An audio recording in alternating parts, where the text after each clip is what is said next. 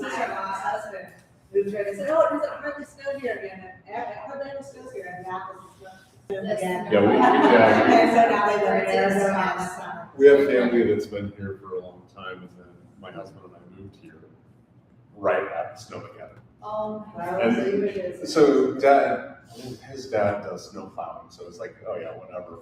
Oh, that's But- nice. But when you come in and you're like, okay, now I've got 2 feet of snow and an 8-foot berm. I'm 6'3", Yeah. and I've got a dog that's hidden on the other side of the berm.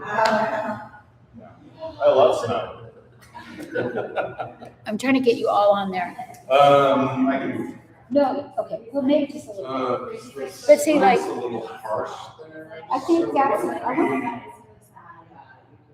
we can also do that if we do this. Well, I was gonna say, if we take the camera to this angle, I mean, it's gonna have my back a little bit, but I'll still be able to see kind of what's going on. Here we go.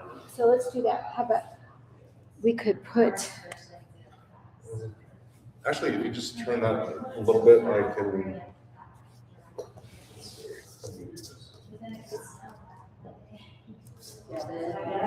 I sit it all my friends.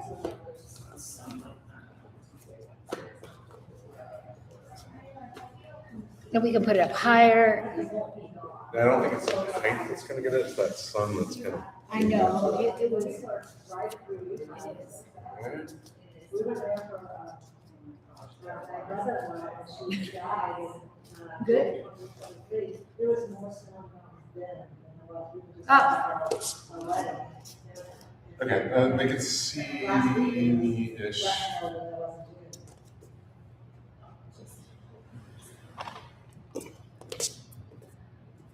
There, now they don't have a glare. All right.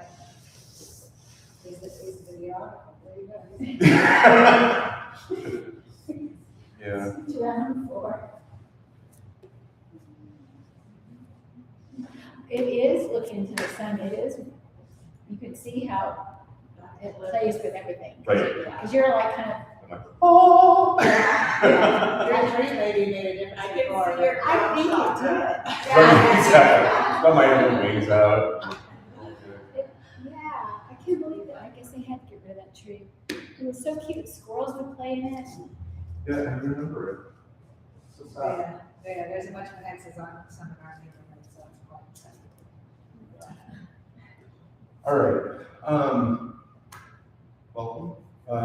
So Debbie asked me to kind of cover some different aspects of the subtle body, specifically around the use of Qigong instead of just yoga, and do a comparison between the two, being that yoga and Qigong have a lot of the same structures.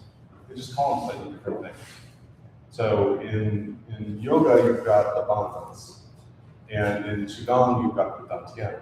The dantians being the body centered down the lower portions. They also have an upper portion, like the throat of the bandha. So you've got a higher dantian that you deal with. You have a heart dantian, and then the lower one, which we're going to be focusing on, because the lower one is our battery. And we as yoga teachers and as energy workers, we have a habit of dishing out all of our energy and never holding it on to ourselves. And what I've found over my years of practicing with Qigong is that's how I fill up my battery. It's like, I'll get up, I'll do a Qigong, 15 minutes, and it's focused on refilling this battery. The other thing with the comparison between yoga and Qigong is that you have the nadas, which are the meridians in Qigong, or the Eastern, or the Chinese medicines. We talk about the meridians. We talk about the nadas as well, being that it's the energy structures beyond the channel. And then, of course, prana. We all understand prana as being the breath, bringing in the energy. Qi is the same thing.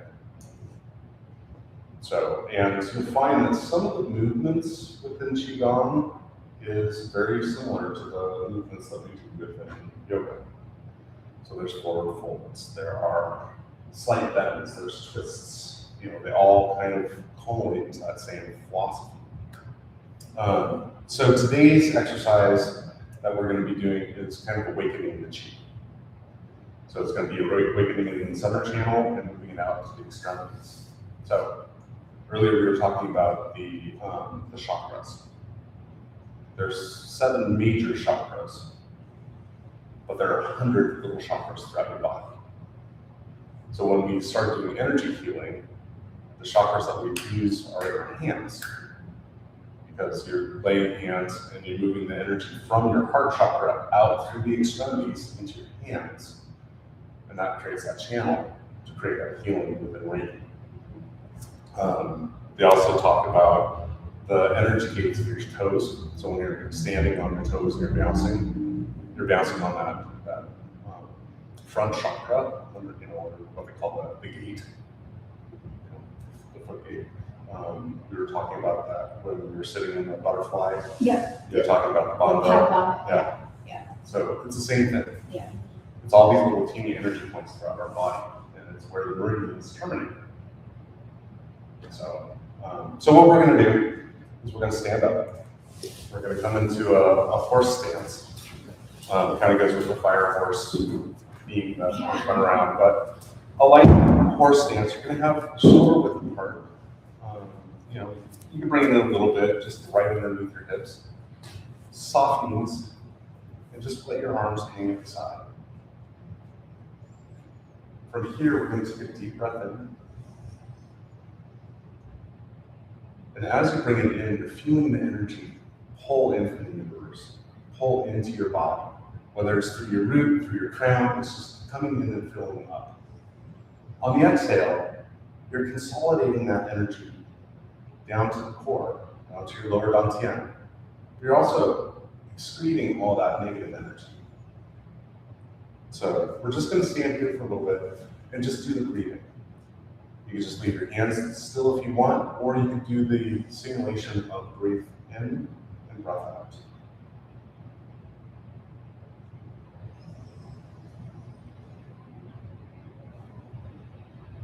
The other interesting thing about Qigong is that little movement. If it feels sometimes that you're not doing anything, you're still doing something.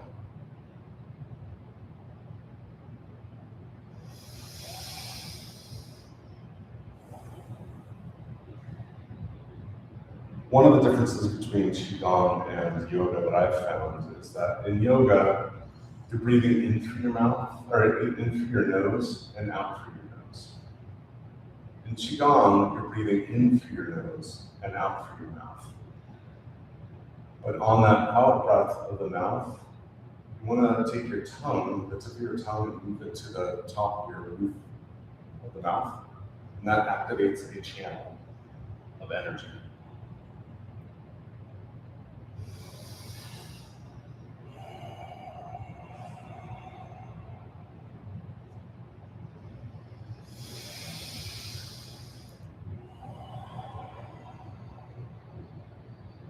Let's take 2 more breaths and come to stillness.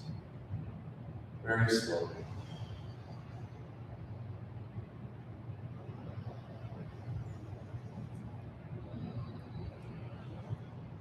How do you feel? You feel some tingling through the body, a sensation of movement of energy.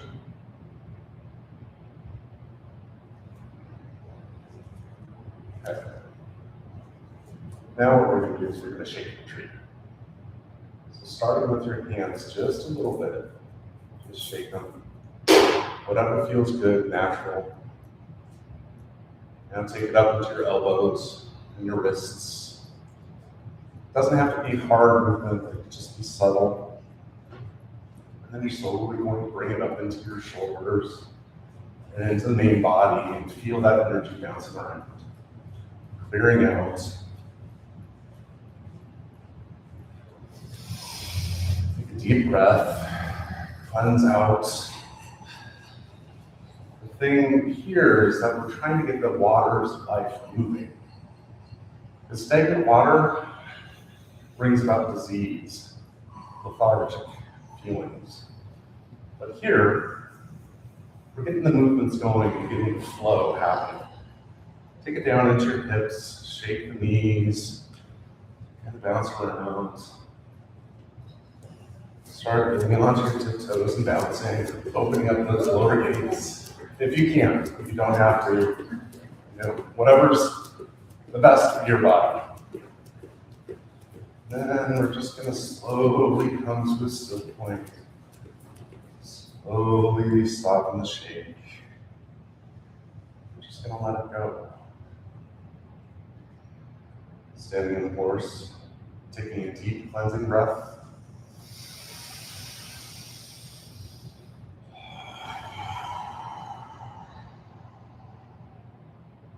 Clearing the mind, and feeling the body tingle. Feeling the energy pulsing through your body, awakening.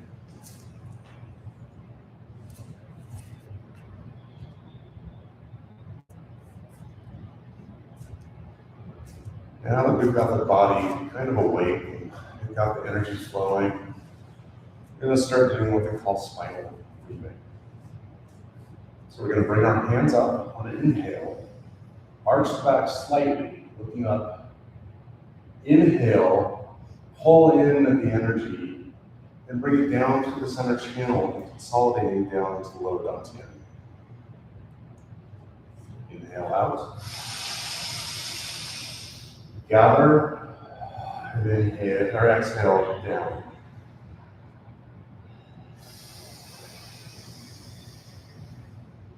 Nice and slow. Feel like you're gathering energy from the universe and bringing it into you. Consolidating into your lower dantian. Again. Just keep on going at this pace, nice and slow. Feeling yourself.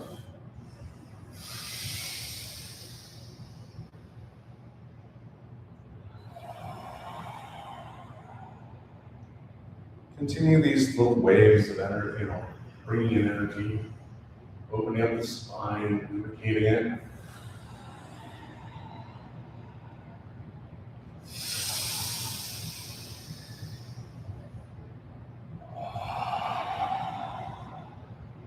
As a variation on this, you could then bring in a slight twist, opening up to the left or to the right.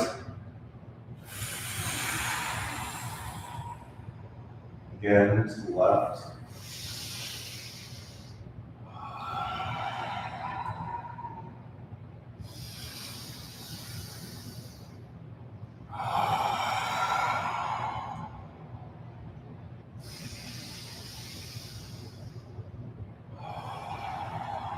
Let's do it one more time from the center channel.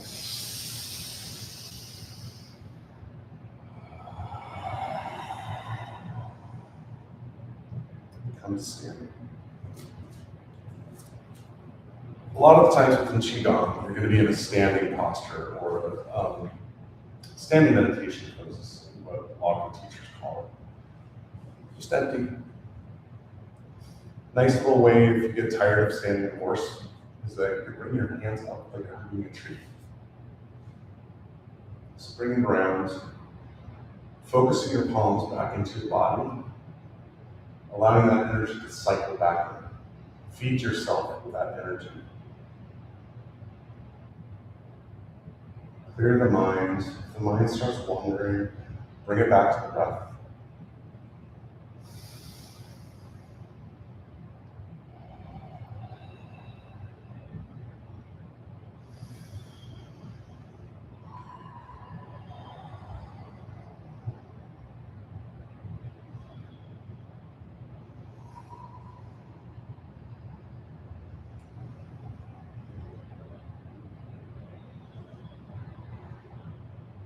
On the next inhale, go ahead and focus a little bit, and then on the exhale, bring your hands down to your side. Next, what we're going to do is we're going to start knocking on the door of life. So we're going to take our hands, we can do a light fist, you can do kind of a C shape if you want, it doesn't really matter, it's whatever's comfortable for you. Come around to the side, to your kidneys, and just start knocking. Just light. This kind of helps open up the kidneys and helps with the healing of there and pulls in the energy. you want, move it up and down a little bit, kind of feel that energy kind of pulsing around. Light rocks, doesn't have to be heavy.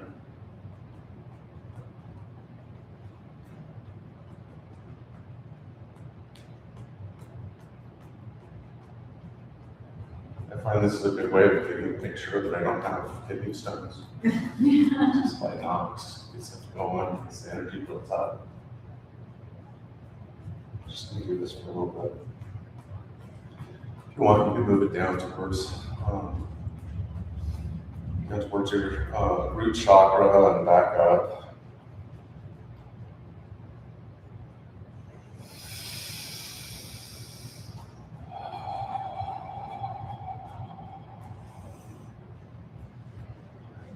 As a variation, you could also start doing the body twist that we were doing earlier. It also is knocking at the gates. You start low, slow, twist the whole body, leaving the feet rooted.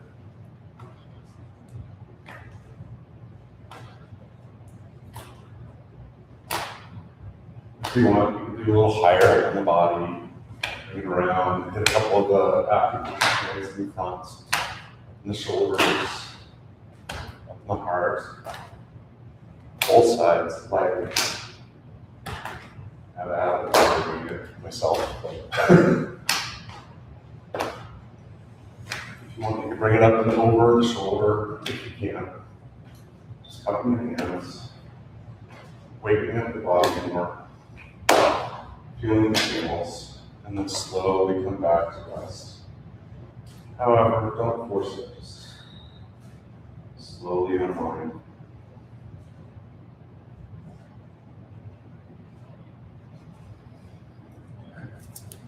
Let's go ahead and move a little bit and shake out.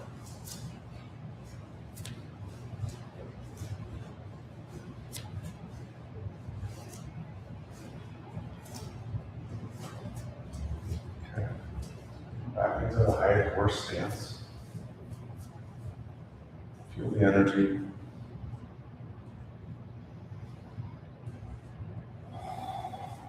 And like earlier when we were working with the Kundalini energy, we're now going to take deep breaths. And as you inhale, feel the energy coming up the back of the spine, up to the crown, and on the exhale, feel it come back down the front of the body, down to the roots, and then back around. So you're going to inhale up, exhale down, inhale up, exhale down. And in this, you're feeling the energy pull from the earth up through the spine, up to the crown, and then back down through the chakras to the root. Pull in, breathe out.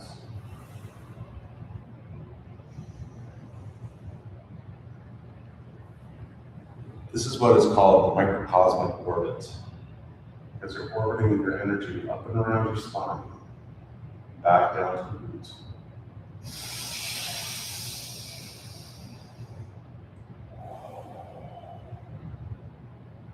And if it helps you, you can bring the hands into the energy flow up and back down the fronts. So bring it from the back, around, and back. Let's do 3 more orbits.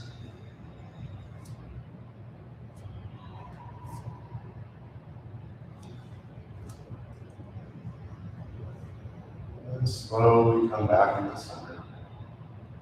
Back into high horse stance. Arms relaxed. How are you feeling? Feel the energy tingling through you now? Feel the meridian and the central channel starting to open up, coming out. Next is chi massage. And there's a couple of different variations, and we're going to do 2 of them. The first one is with your fingertips, just come, start rubbing right above the eyes, taking a deep breath, feeling the energy flow out, releasing all the tension. Bring it down into the temples.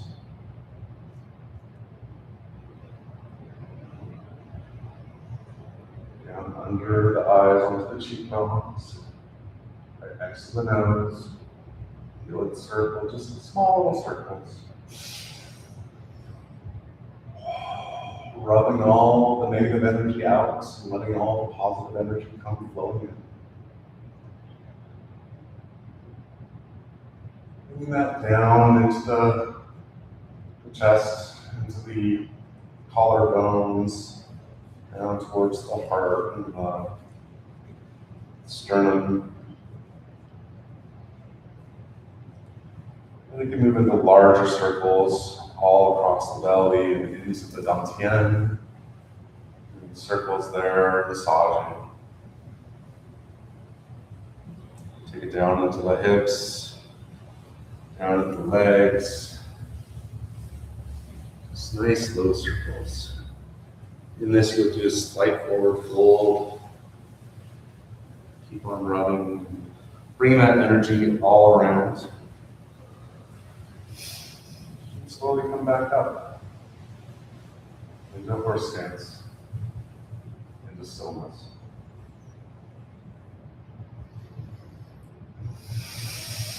Deep breath in, clearing. The next version of chi massage that I like is a slight tapping. You're gonna tap your chest. You're just gonna waken up the energy. Just gonna waken up the chest.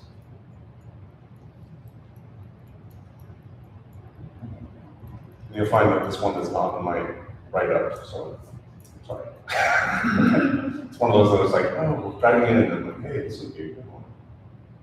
So what this does, this opens up the inner channel. And now what we're gonna do, we're just gonna open up our arms and we're gonna start tapping down on the outside, waking up the energy, bringing it up to the inside, back into the chest, back to the outside, back to the inside, waking up the energy. Getting it going. To the other side. Down. Tap back up. Tap a little bit more on the chest. Do more down the outside. Up. Chest. Now slowly bring it down the body. Light taps. Bring it to the opening of the gates of the legs. After a little bit. We're going to take it down the legs. Take it down the outside, come back up the inside.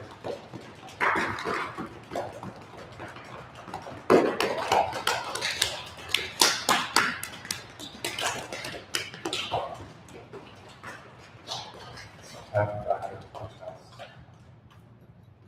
Deep breath, arms out, up above, and then down slow.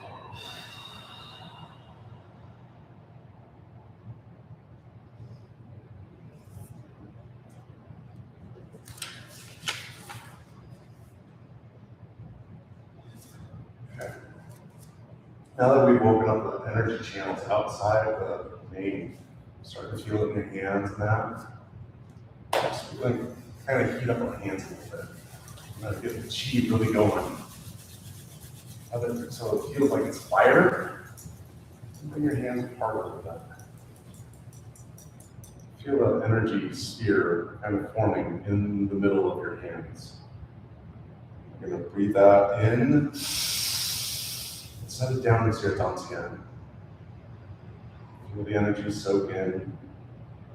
Let the warmth of your hands fall on your body. Deep breath in, exhale, bring your hands back together. Rubbing it in. Feel the energy, feel that chi ball. With this chi ball, we're going to inhale it into our heart.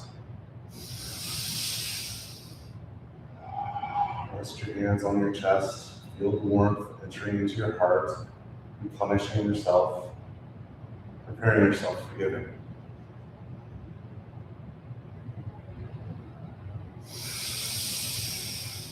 Hands out one more time. Form that chi ball. Feel that energy pulsing in between. Bring it to your third eye. Let's soak in.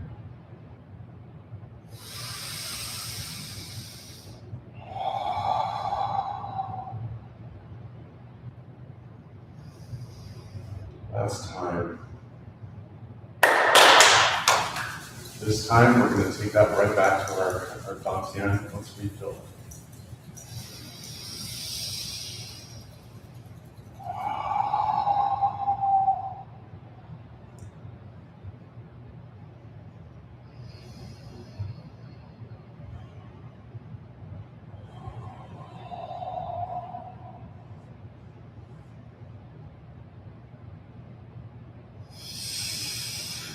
Another deep inhale. That energy soak in. Come into a horse stance. If you want, shake out your legs. Horse stance can be kind of one of those that you're just like, okay, I'm tired of coming.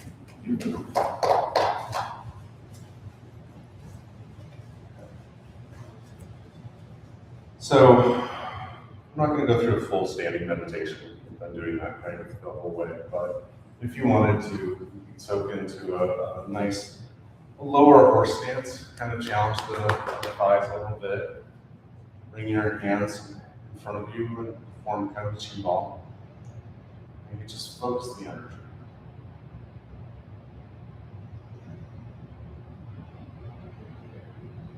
Clear the mind. Just feel the energy, feel the pulsing between your hands. Feel the warmth. Feel that if you were to push your hands together, you feel resistance from like two magnets trying to push together.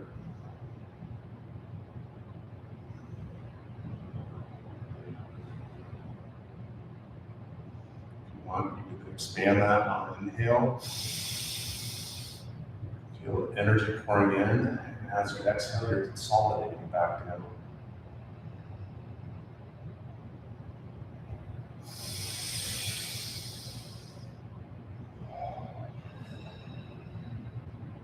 Now, here's a choice for you. You can either absorb that chi ball back into yourself, bring it into your heart, or you can send it out to the universe. Let your arms come around, come to standing.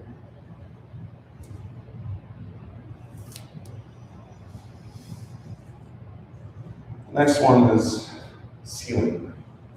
So in the Qigong practice, you're doing a lot of work, and now you want to seal that energy into yourself for your own use later. So you're going to take a deep breath, moving your arms out above, if you can.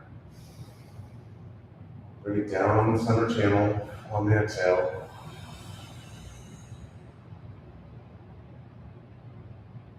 On the next one, do the intention of clearing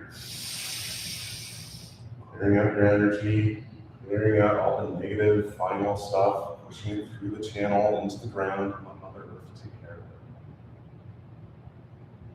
And lastly, one more deep breath, arms up, and this one is sealing.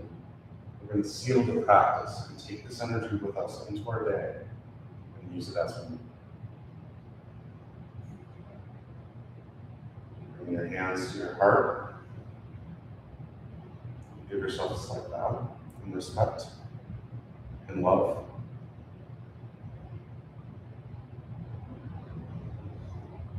Come out of practice. How do your hands feel? You feel the tingle? Feel the energy? Good, actually, it feels nice and fast. What's that? I was kind of surprised. I have like a wall that keeps me from always doing these things. So I was kind of surprised. But you kind of can't. I mean, Yeah, but I was squishing this. So in some of the other modalities, especially in Reiki, when you start feeling that little energy resistance, that's your aura, that's your chi working. Yeah, wow.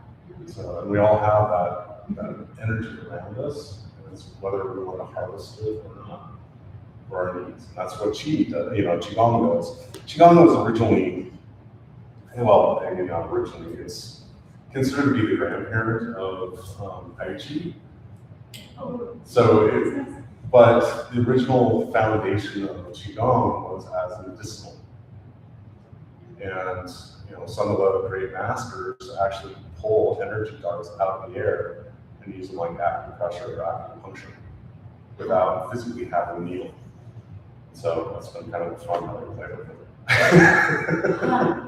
But you're able to actually form chi darts that you can then use to manipulate. Oh, I'm sure. Yeah. But bringing that into the yoga practices is the yoga side seems more of a balance to that energy for me. Yeah, it's interesting because we talk about energy in yoga a lot, but to your point, I felt the same thing. I don't think we do anything that's quite like that, where you can kind of feel. Do you guys have any thoughts on that? I mean, it was kind of weird to it. Wow. What's fun is, and this is totally outside of practice, sorry.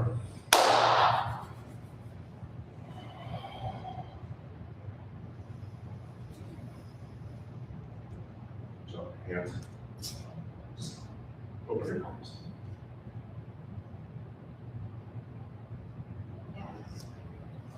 Thank you. So you can feel and play with that now. Yeah. So if you're to actually take that now ball in your hands, do you feel the ball? Yeah. So there's the energy. We'll have to talk about the movement after energy. So that's my qigong. What was that thing you did last time, speaking and going like this? So there's playing the lion's ball. Okay. So it's the same same thought. So come into a horse stance, and you're gonna have your palms facing each other, forming a chi ball. And now you're just gonna rotate it around. So like a lion playing with a ball. Yeah. Palm, yeah. It takes a little bit. You want to do slow motion to rotate that ball. And then once you get to a point that you feel like you've done enough from one side, you can reverse and come the other way. But the idea is to keep the palms facing each other, like you had a basketball between your hands. I learned to have your middle fingers trailing each other. That's another way of It doing keeps it. your palms together. Yep.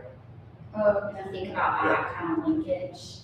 If you need the physical touch. Yeah. Someone who's walking right now, Ross. Well, so the first time that I saw Qigong being practiced was in San Francisco, out in one of the little teeny neighborhoods in Chinatown. And you had a whole bunch of elders and a couple of young ones all out there doing the Qigong or the Tai Chi. And it's fascinating. That's one of the comedians that I follow. Says it's the art of touching air.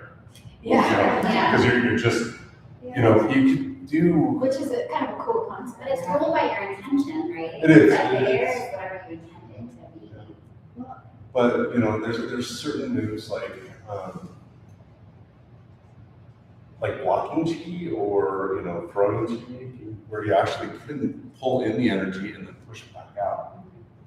So you get into this forward and back, where you're catching an energy ball, transmuting it, and sending it back.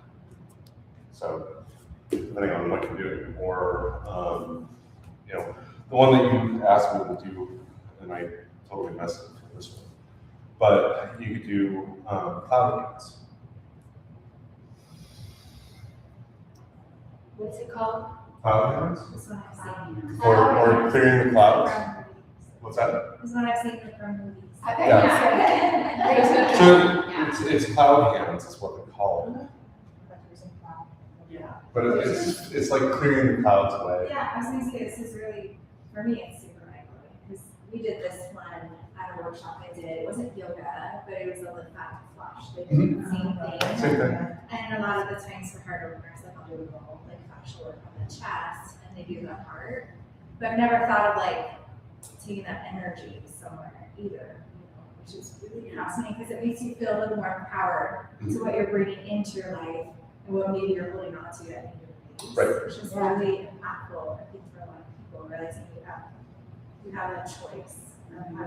Well, isn't there a methodology of TAP called Oh, ENF? yeah. ENT? Yeah. Yeah. So a lot of that came from some of the Qigong gurus early on. Yeah. It's just that And a yoga teacher. And a lot of you too. Yeah. Who, she uses a lot of this, and she's studying Japan, so. Okay, yeah, probably. That's why. But it's a gathering of the Qi to refill The the yoga battery. teacher I have, and the why. That's I how- definitely see the She's ceiling, studying. like the clearing, like actually pushing it out and then the ceiling back in. So incorporated, not with this, but while it's happening. How about you put it into like the yoga teaching? Yeah. Like that's for you in a class setting. So I would use the Qigong more for I yoga, including with actually yoga can't. practice. Okay, and that's what I'm talking about, like where you breathe in and bring it to the heart. Do you ever do it to the flush, like you're saying, chakra, just this, Yep. like, I'm breathing in, it's like all over. Yeah, so you can actually do the whole body. I focus on the lower back too, because it's the energy core. Yeah, it's like, it's a lot But of. you could do a clearing through each of the channels and bring it down to the chakras as well. That is so. That's setting the intention though. Yeah, It was really interesting, yeah. So yeah. What is your like 15 minutes look like at home? Is it that? it's a combination. It really depends. It could be, cloud. It mainly is, I do a lot of, I'm an elementalist. And so I do a lot of elements. So I'll do water movement one day, I'll do fire another, earth. So it just depends. But like, one of the ones that I introduced Debbie to early on was, we have eagle pose. So if you come to the eagle pose like this, they also have hawk pose. Oh, that's so cool. Where it's- I love it. I It's know, so, So with hawk, it's sweeter. well, it's your inward focus, your Yeah, intentions to yourself. And so eagle where you're more like, you're out looking for prey. Yeah. Sorry, wrong one. So you're out looking for prey, where hawk, you're more like inward focused. Do the elephant. Oh. Dance monkey dance. So elephant, elephant's a nice, it's a forward fold. I mean, it truly is a yogic forward fold. So you're folding forward, coming down, but on the way up, you swing the trunk Oh, that's. and just slowly, funnily come up. I And have you do, some people ask me to do circles. Yep. But I'm with a lot of older people, so I'm always. as long But I as, like the side, Yeah. yeah.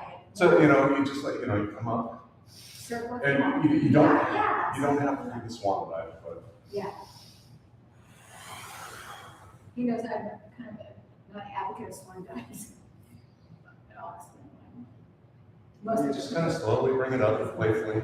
I like that. It's just, That's it's playing with it. Story about What's that? this So action. that's great, and I can see good in the chair. Yeah, you can do the chair variation.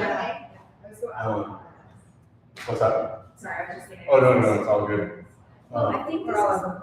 I really wanted to do this and introduce this all just for the fact that integrating these different things are, it's really great for your practice. And to think, well, that's not in, Iyengar's book of, poses. it doesn't matter, where do you think he got those from? Right. That's what I say, I'm like, it always came from something. Yeah. Right. We continually. Well, Well, And that's, it's changed over that's- time, and that's what happens yeah, always in every It's big evolution. changes. yeah, and that's, that's where my 300-hour focus is gonna be, is creating a program around this blend. I just think it's, and I was really happy to find that little thing from that Don Stapleton, because it's like, oh yeah, that is really, really important to see. And I've told Douglas, I don't know if you've ever found him, Max Strum. But I think Don't that's go what you're too- talking about with bringing that Swedish calendars, and we always see that combination of different things coming together. That's even true, and then when they, it was much more feminine based, and then we saw the patriarchy, and then we see it kind of swing back. Yeah, And you see those changes because that's what's happening in that culture. Yeah. Now we're just bringing in the other culture. yeah. You saw the people who watched the ice dancers. I did. Yeah, but even, I was watching before, and they were doing things like that. Yeah. And all this stuff. So the pounding like here in Qigong is opening up the legs gates. So you've got your palm gates, you've got your foot gates, and then you have the gates to your legs. Yeah, So in dance, we do that all the time, like when after a bar or something, and when we were doing the hand thing, I'm like, oh, I've done that, my classes are over my Yeah, this energy, In some classes. and just so they don't feel this opening. Right. So they're like using their whole body rather than just stiff or. So, and Debbie discovered my bent to Qigong through one of our, was it foundations class? Where we were doing, we're going into coming out of where too. So we're in this, oh, yeah. and I just do flow because I like a water flow. I like water moving. Yes. I'm I'm a looking at cancer, the so. photo, just keep talking. So coming out of it, instead of just dropping, I do, kind of a, and it's, to me, it's a little clearing, kind of clearing out the energy as well as kind of dropping it into a flow. So even in your yoga practice, as you're coming out with intention, instead of just dropping it. Okay. Because I've seen so many people that When you come from a dance background. Yeah, that's like, That's so like- natural to be like, dive down, Right. like, my legs.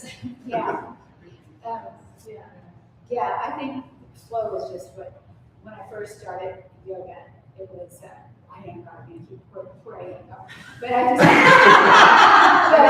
He did fine. He did fine.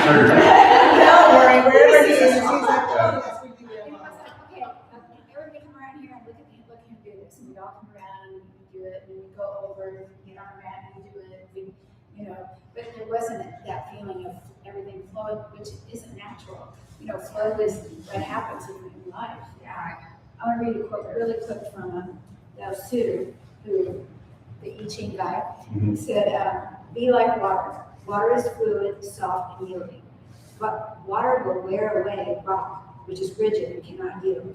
As a rule, whatever is fluid, and this is, I can't read it because I spilled something on it, but something like water is fixed, probably yielding. Oh, something probably like if yielding will overcome whatever is rigid and hard. So, yeah, I think that's kind of the essence of this. Is it is a flowing thing. It's very Yeah, well, that's one of the things we talk about is that when you look at water, stagnant water is still, it's not moving. So when you have energy that's blocked, it's still. And so part of it is waking up those channels and getting the water to break apart and start flowing again. That's really cool, because when you think about it, like the oxygenation, water can be, and it creates life from that, so. I mean, still water has its purposes, and the bog, it's just like, there's so much life there, it's dead. But- The lowest flower, yes. yeah.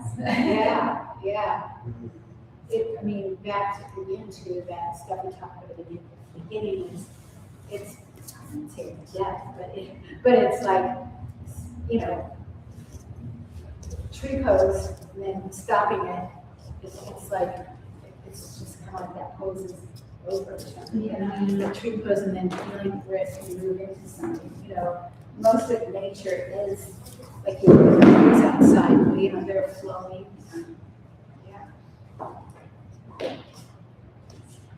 Yeah. Okay. So we're gonna just move on, I guess. Do you have any other? Do you have any questions? What were you doing? Did you feel, I mean, we all talked about it. I totally. Yes. I'm like, I need to do this. That's what I'm saying, but I'm like, can I remember this at home? Well, so there's a couple of people I follow. Okay. Oh, yeah, I cut that. Matt Cohen, he's Subi Cohen, he's going by now, so I'm changing his name. I'm noticing he's starting to blend yoga into his Qigong work, so he's doing kind of a blend, but I came across a couple of his, I'm gonna date myself here, a couple of video games. They weren't bad. That I have of his that I would do, and then you hold it. See that adapter guy? Yeah. And they're on YouTube. YouTube, Yoga Go, or Glow. Yoga clothes for Yoga Glow, he actually, Lee is on Yoga Glow. And then there's a couple others that I'll be like, okay, I'm feeling stagnant, I'll type it in and be like, okay, I feel like I need this. And then it'll pop up an exercise or two that I'm like, okay, I can string these together. See if you can find Max Strong, that should be a pretty easy name to remember.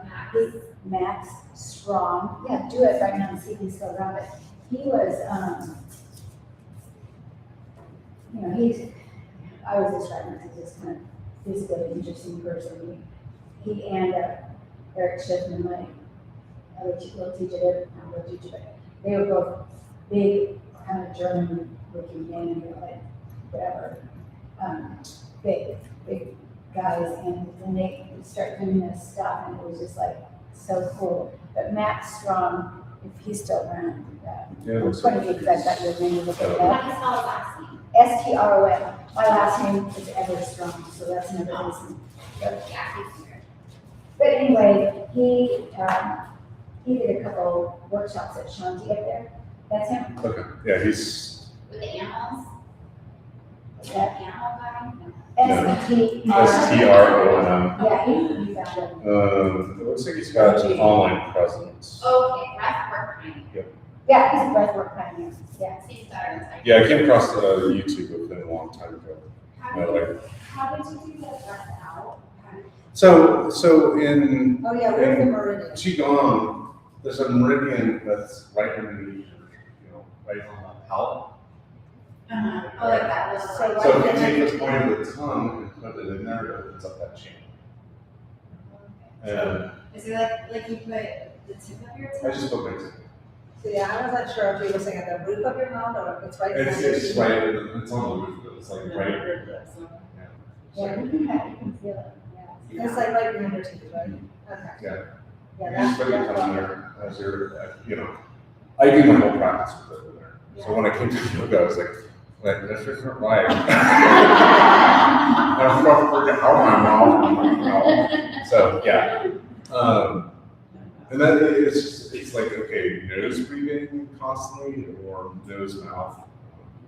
I've gotten to the point where I'm like, I gotta breathe out, I gotta breathe. Yeah, well, that makes me feel better, because sometimes I do classes where it's really do both. I'm like, oh, are you doing it wrong? Because sometimes it just feels natural. It does. To do it. There's days that I'm clogged up to the point where I can't do the inhale. So I gotta pick it out. I think that's really important, I'm glad you cared about that, because, as a teacher, so many people, in fact, Max Strong would say, teach breathing first, and you should. But if a new person, that's someone say, okay, inhale this, exhale that, inhale this, it's hard enough to pay attention to your breathing, and then to have someone outside imposing, then you should inhale, exhale. I think it's great to say, maybe especially beginners or if you're new to a group of people, to say, focus on your breathing, maybe focus, when you're sitting at the beginning, a little bit more directionally, but then, let them do what's right for them. Breath is so subjective. Yeah, when I was first learning yoga, I went back to Qigong. It's the inhale as you expand. So you naturally want to expand out. So, and then exhale as you're crunching in and come center. So when I'm doing the movements out, so on the inhale, I'm expanding, and that's how I've been able to keep work. But I know there's a few poses where it's not like that. What I was even going to do, we're just morphing right into stuff here, so, it's not that we can't stop. No more you. Shut up! No, it's that, I was looking at your piece. I was trying to be very vertical when I started with the chakras in a way. It's a little bit rigid, it's just kind of up and down. And when you came in, that's getting more out from that verticality. And what I was going to actually end with is that idea of 360 breathing, having our whole body, which is kind of what you've already been introducing. Is that, as you inhale, you are expanding, your chest is expanding, all everything's expanding, and as you exhale, you're, closing in. So yeah, I think that goes really well with all this, is figuring out what makes sense to you. So, most times I have people learning like that, and probably one of these teachers, where you inhale down because you do, the breath goes literally down, through here and into here, and then literally goes up. But, a lot of people, it makes much more sense to feel like expand, inhale, exhale. But most people do suggest that what you just said, inhale is more like you're going to do a back move. Inhale, and then you come out of it, you exhale. In the Destin chart book, you guys all have this chart book? I just think it's hard, but that's where he talks a lot about Yeah, inhale. Yeah. What I call was it come up, the guy from New York, the guy who likes to. The Botster. So he calls Botster. The Botster. That's Stir shit. he, the antagonist. Yes. There's a word, prairie, I don't know what it is. His big thing, and his whole, he's from New York City, he's actually probably from someplace else, but his business or his, whatever you call it, is called the Breathing Project. So he's way about breathing. And so he can get, in our 300-hour program, there's a lot of stuff I give you from him, because he's pretty good for being a contrarian. But anyway, he says, what if you go into back and you focus on the exhale? What would happen? And if you think about it, so you're inhaling, not exhaling, go deeper. I'm going to be trying to use the muscularity of my, because exhale kind of is a muscular thing, so you can use your muscularity and pull your shoulder blades together. And of course, you're trying to protect your low back, pull your belly in. So he just doesn't play around with your breath. They have to do different things. So It's like where you emphasize it. yeah, And just like going up the back and down the front. yes. Because I do that a lot. Yeah, that's just another person. But it is all, and I think that's what's important as a teacher, is to allow people to play around a little bit and not to be wrapping people on their knuckles that they're sticking out or whatever. That's a flashlight around you. Yeah. But, so I think it's really nice to learn these different techniques and merge them together. I think it's going to make you a more interesting person. I think it's going to make the topic more interesting to you, which makes you more an interesting person, and it opens up the world to your students. So I just think it's really, really nice. I'm really intrigued by what you said about a teacher at the Y who is doing, it sounds like a little bit of energy work in the chair. Well, she was doing some of the tap and pusher. Like I said, she trained in Japan. It's so different from any class I've taken. What's her name? Because I work with it. Benji. Oh, I know Benji. You do, yeah. Are you, was she little? Yes, she is very good. Her husband, they both studied in California, but then they went back to Japan and then he got She out of talks a lot. Yes, she's very cute. I know her. Yeah. But I mean, she's a phenomenal teacher. But you know, I mean, she works a lot on the feet. We stretch our toes out, and I love how in the chair she really makes sure that we're, you know, in the right posture in a way that I've not seen people do. I'm really glad Yeah. to see that. So, That she's doing now. Good. She taught a little bit at True North because I was teaching, I still do stuff there some. But she is super, I don't want to say that's not being capable of sitting in a chair, I'm not saying that, but she can do some amazing things. oh yeah, she does 3 classes there. I've taken 2 of her classes. I haven't taken her power because I'm not. Well, I mean, she just like, Yeah. you know, remember when I was telling you about Tori's pose? She did not take her feet, kind of her everything, right like that. Yeah, Yeah, she's always like, even though she's working in the chair, she's like, now. She's like, yeah. but she's really sweet. Oh, she's so sweet. I mean, she's not making She sure doesn't that. make you feel like. No, she doesn't. She's not saying you do this. She's trying to show us where our foot should be. Here's this point, here's this point, here's this point. She's sure that's solid. Okay. Well, I'm glad that she's, Then, of course, she's landed someplace because I think she. I think she teaches other places as well, but yeah, she said she has 3 classes at the Okay. Do you know her last name? I don't know. I just have it on my phone because we're both on the solicit to Norman. I can find it for you later, but yeah. I have a person I follow, does it after when he has a chair and he shows both the flow and the chair and the flow. And he's Because I hear a lot of excited. I forget his name, it's like Giovanni or something. Anyway, I have him on Instagram, so Oh, yeah, I'll get y'all's whatever somehow. so he's not a lot, he's just. No, this guy is just a man follow. And you told him how to follow him, but you did his chair. Something like that, that's not Giovanni, that's something. Yeah. You know. Oh, you don't yeah. pay attention. We were talking about that. So Finley from Scott. Yes, he's the Scottish yoga, guy. or the yogi. You've all seen the Celtic guy, right? So actually, My husband. that's how I came across it, so I was kind of drooling over. And he from Scotland, I'm like, or Yeah, Scottish. Scottish. So I'm like, oh, okay, that fits. Yeah. Yeah. But he does adaptive yoga. He actually just published a book not too long ago about adaptive because he's got leg injuries that kind of horrible.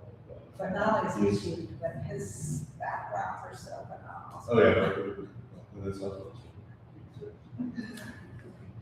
there's bonuses.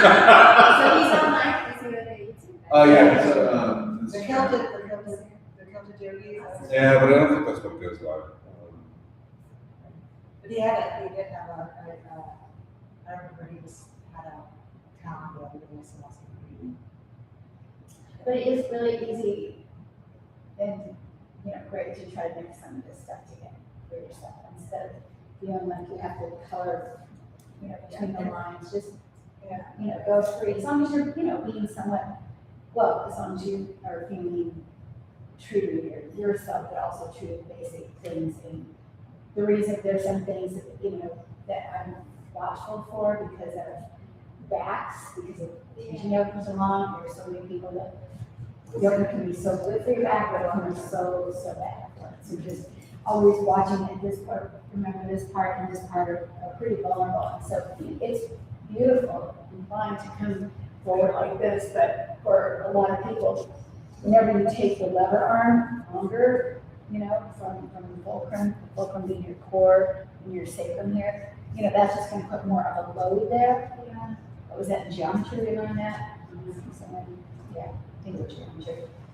So, yeah, Do you forward folds then for someone like that, or do you walk the hands down, or do you usually? I think forward folds are, for some people, just fabulous. And so, I mean, there's many ways you can do it, because like, basically a forward fold is you're tipping this muscle, you're tipping your pelvic girdle at this intersection forward. And so, you know, a forward fold is where you're gonna get to stretch all this stuff that gets so tight and everything.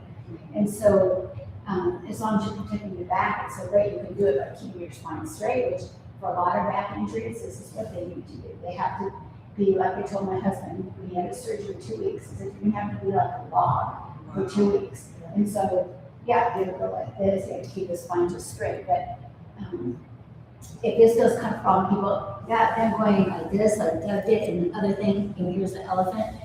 And then if you're gonna roll up, this can actually be very, very nice and feel very good.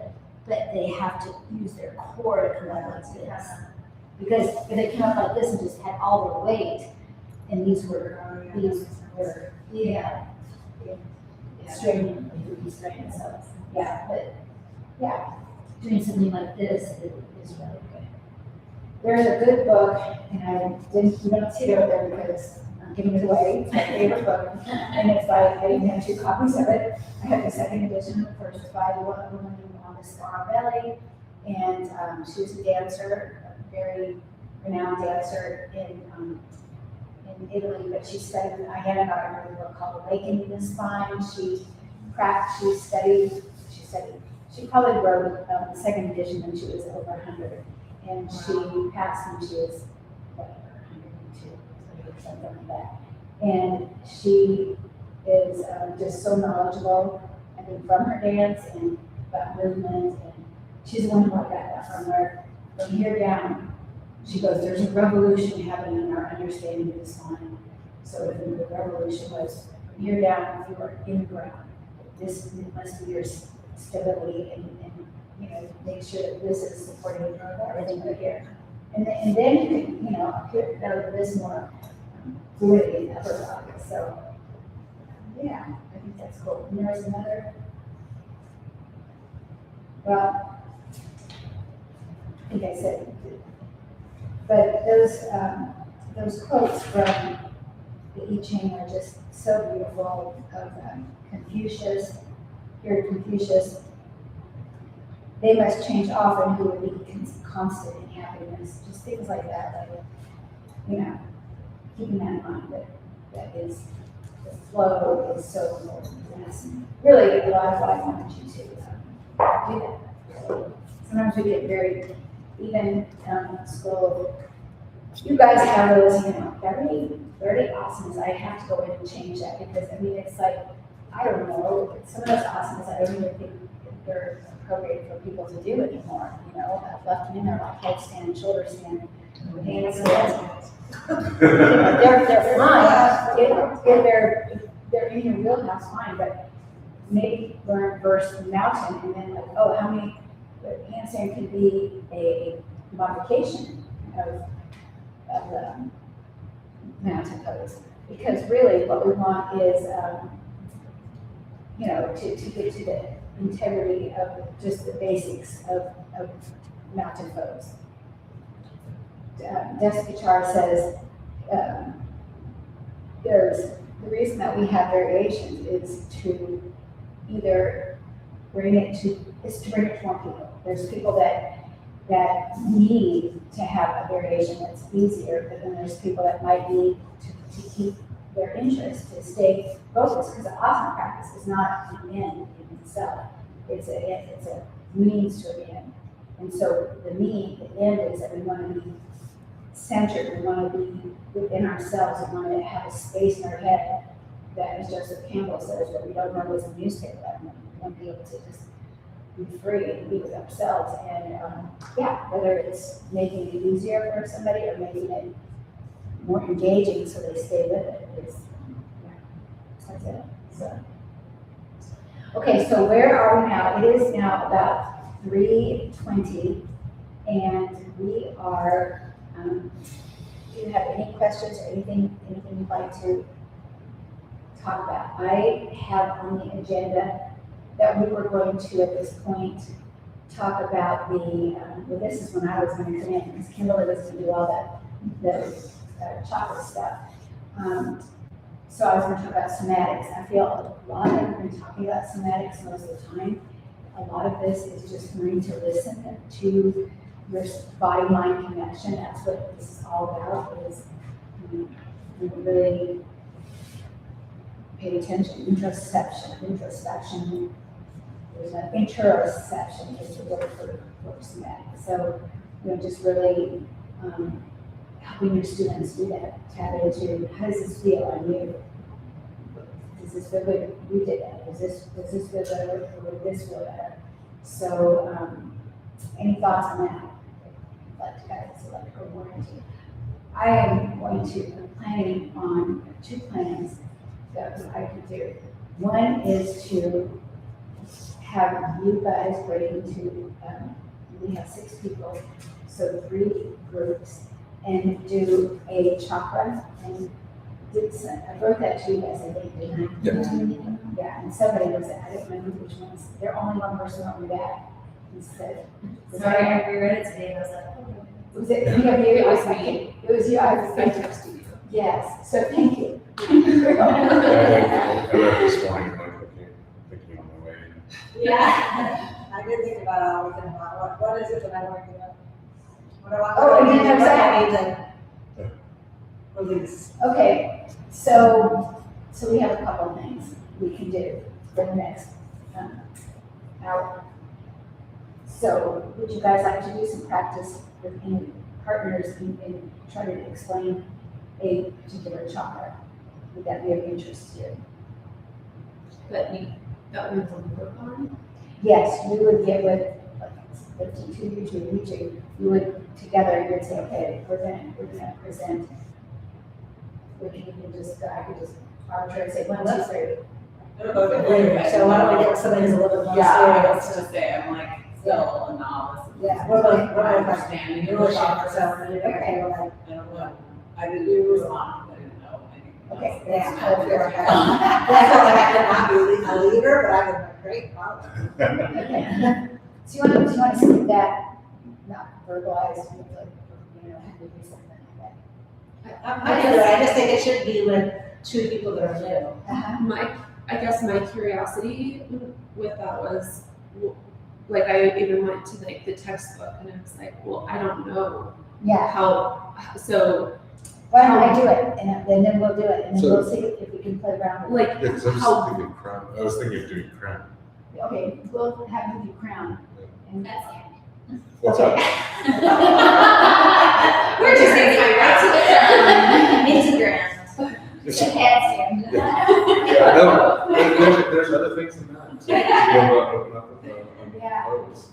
So I was just gonna ask just a clarifying question for some of the others as well, but like, is the intention to pick a couple asanas that would relate to their chakra or specifically? It was mainly to give people an opportunity to practice teach. Practice So, good, okay. how you could express something in class. Yeah. So why don't I show you a couple maybe, and then you guys will play more of a musical, what's it called, telephone. So I'm going to start with the chakra, and I'm just making this up as I'm talking right now, so. does anybody but me need a break? Like a 5 or? Yeah, go get it. It's sugar 25, can we take like 5-minute break and then Let's take a break. that? Yeah. I just wanted to see before we went, where we went to. Because I can also just take you to the class and let it go class. I can do it on myself. But if you want to practice, why don't you guys talk about that later? What was the teacher, she did online, whenever he was online, I cannot remember what it's called, but it was like in a Chinese, like, or like, it was like Chinatown, the studio. And online she would do like, because it was kind of like daunting, was the first, but like finding one pose that kind of could encapsulate or think of that chakra. Yeah, and that's what I was mentioning. I'm going to do it, and then I'm going to just, it'll be open for you guys to say, oh, what about if we did this too or something? Okay, so have your break. And I love it.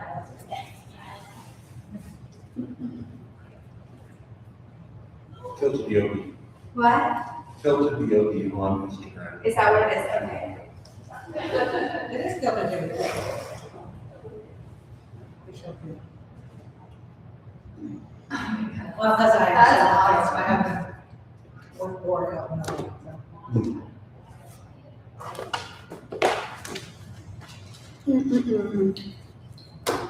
I was glad you were doing this because I'm like, oh, this is what I'm gonna do my workshop on. So I'll Oh, good. Oh, nice. Yeah, so I'm like doing an 8-week. I think I'm just gonna do it at the library. Do an 8-week session, trauma informed, out of 3, and just do 10 people. Yeah. Just build like community. So I'm trying to do it like from the standpoint of like, not just yoga, but when they come in, build the foundation of the classroom. And then kind of go up of like community, like how to build community in safety, and then how also to build it within ourselves first. Yeah. Like, that's my goal. That sounds great. I love that. That's a good idea. Because I did do a trauma one with another person, and everyone's like, oh, I wish it was like longer, so we can actually get to know each other. But it wasn't like enough to like, Yeah. like the first day we got to know each other, but then there was no building on it. Just like with yoga, you're meant to like build. Yeah, I was thinking, crown, this would be a tree, but as you're doing it, clear out the shop is going up into a tree.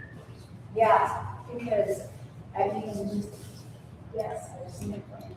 Because you can start in a. Do you want bread? I'm gluten free. Wow. Because I love nuggets. And I then actually it's have like serious- directly- It's like I'm the worst person. I have tons of food allergies, and so I just get really bad inflammation. Hard, And it was funny because I was talking because to it's so someone, awesome. And it's because fantastic. they're realizing it's down, and I don't know if it was supposed to, but I had tons of ear infections, fluid fingers. So I was hearing lessons they did the tubes. They're like, it's probably from food allergies that you were getting. I was, that's what I'm trying to, where I'm talking about. So it's dairy one. They told me to go off dairy, but I was having it, so. When I first, could put, some stem cells in my hand, they have to go there, and I'm a vegetarian, so. So I'm like, yeah, so I was able to do it, I like lots of yogurt, that was like that. Left off, I had Irish cheese, and, was able to, and I said, Well, it was or vegan interesting, foods, as we went through all some of the trees, yeah, I got protein then, I did that. a lot of them were saying that the tree was Yeah. more focused on their diet. So you could. But I can see. Yeah, she needed it. I feel like it's real over the net, probably. Well, it just, yeah, I was thinking of taking the walk, you know, start off on haircut, turn it to awesome, go through the bottom, and going from heart, so you've done it around. Oh, yeah. Which is like- Heart. So try that. Actually, Another thing makes sense, because that is, going through heart chakra, throat chakra, third eye. it's not. But I should just want. Instead of doing directly into the tree, do that slow crawl up, slow crawl down. I think that's probably. That's kind of where I was. I think that would be great.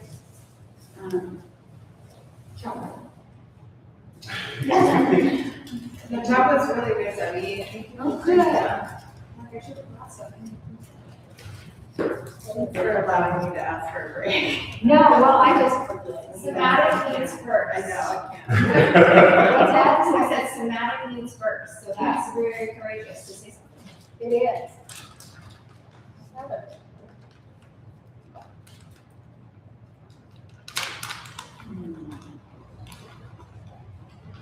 Thank you. So glad I'm looking at it. No.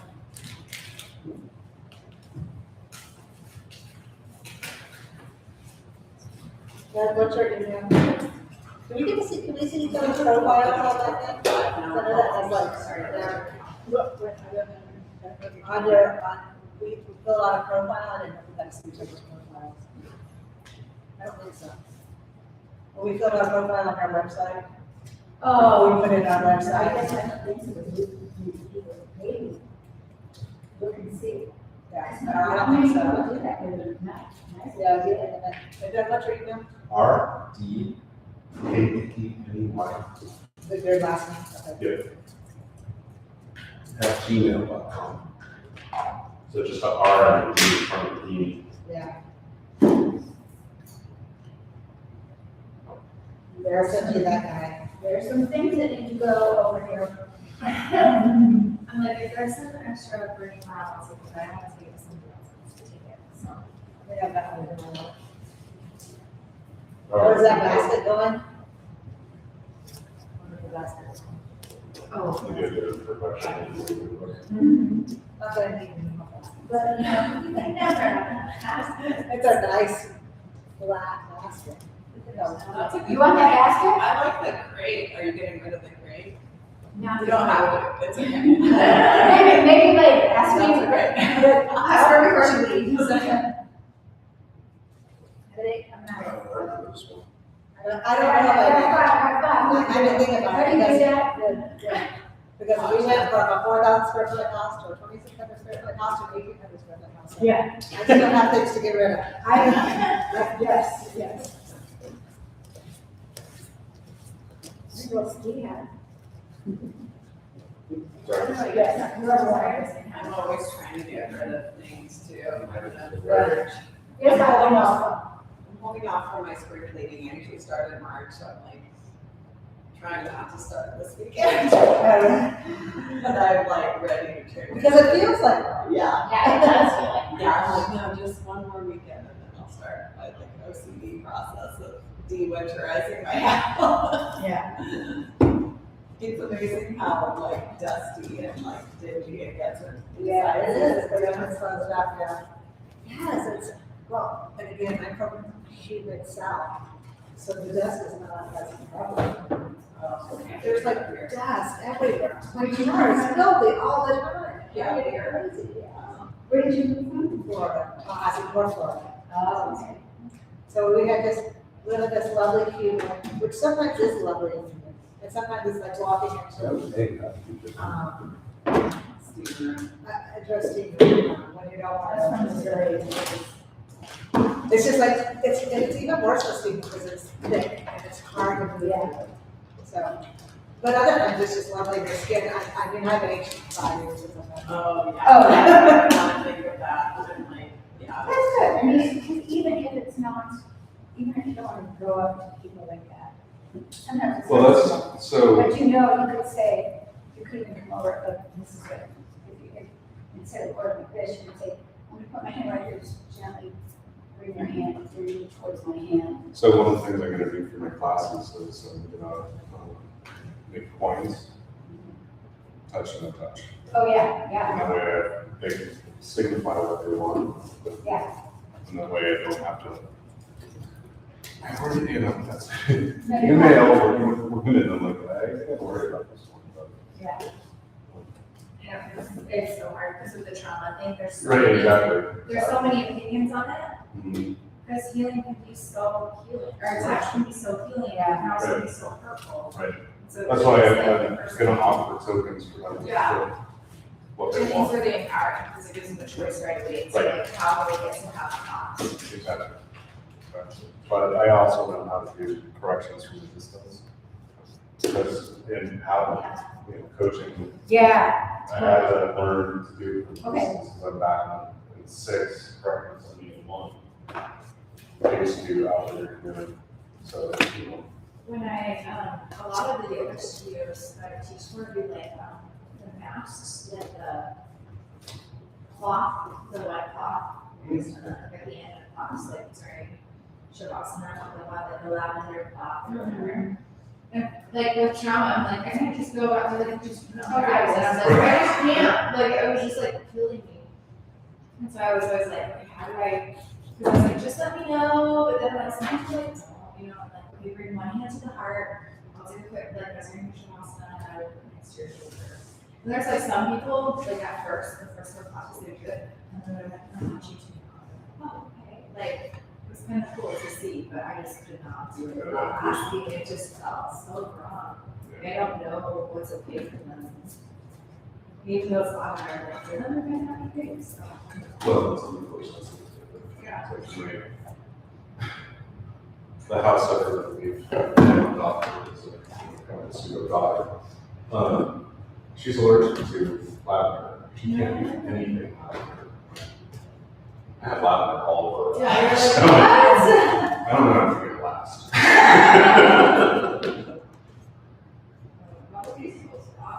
Yeah, well, truthfully, she can't touch it or eat it. Oh. Otherwise, she's Okay. around it, but just like still. Well, that's good, you have to be really careful when cooking with lavender anyway, because.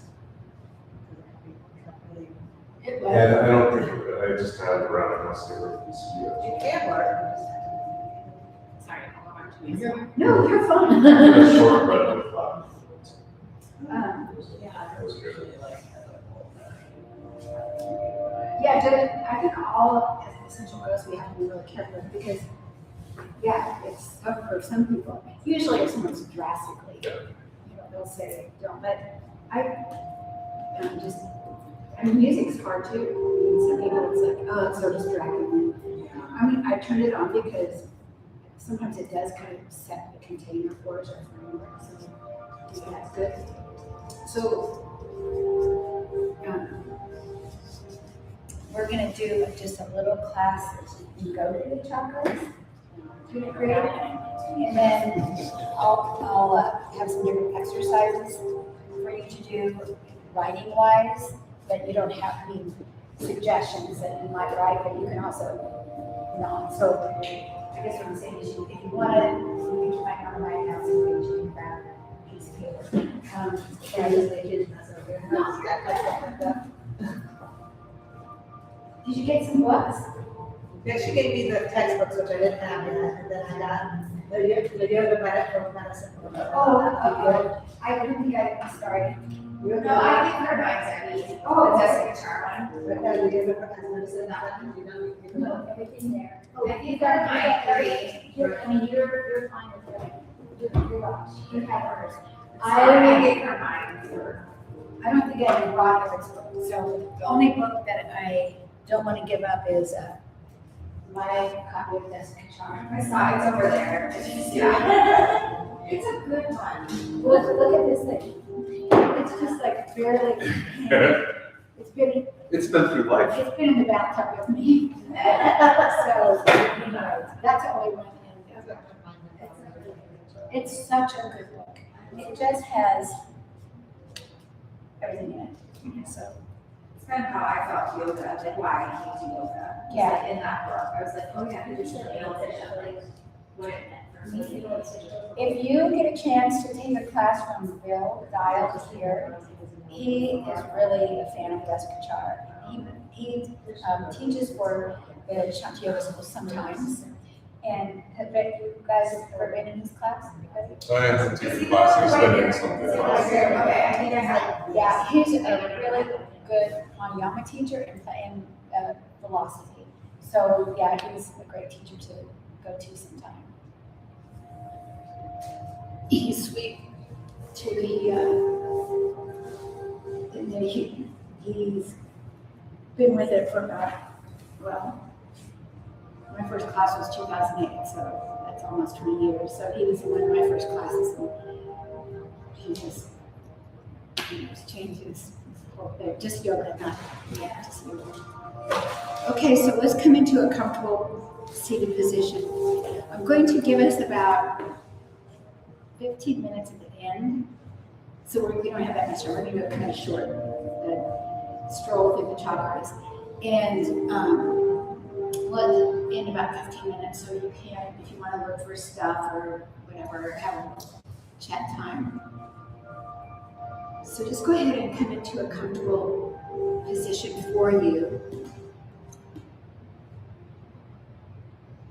What feels safe to you right now?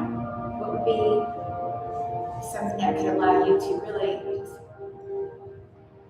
allow this moment to be completely one of freedom from fear? Completely free of fear. That doesn't seem like something that's realistic. Just kind of explore it in a way that is really comfortable. You can touch me right safe for this exact moment.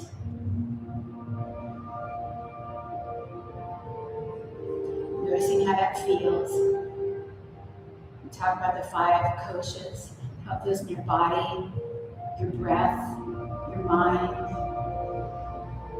that intuition part of you, and deep into the soul of you. Completely safe.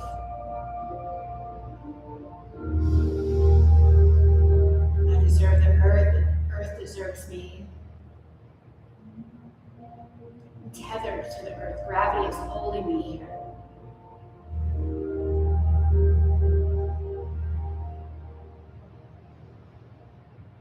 I'm nestled into Mother Nature's arms. My breath moves freely, affording me the oxygen I need, allowing me to release what I no longer need.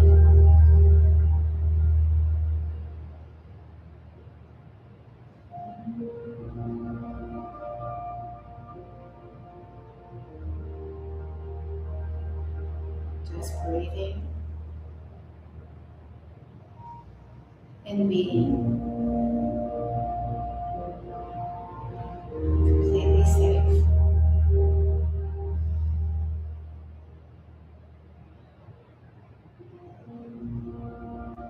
Notice the sounds that you hear in the room right now. You can hear music probably. You might hear whatever it is, the HVAC system working. You might hear yourself breathing. And you might bring to mind a time or a place in your life when you did feel completely safe.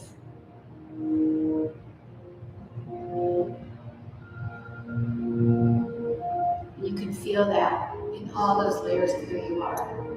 In your body, your breathing, your mind, your emotions, your heart,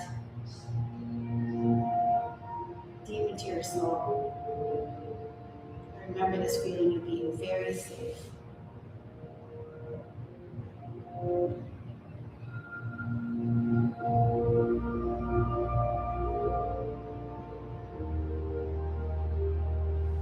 Bring your palms together. Just give them a little rubbing back and forth, creating a little friction, a little heat.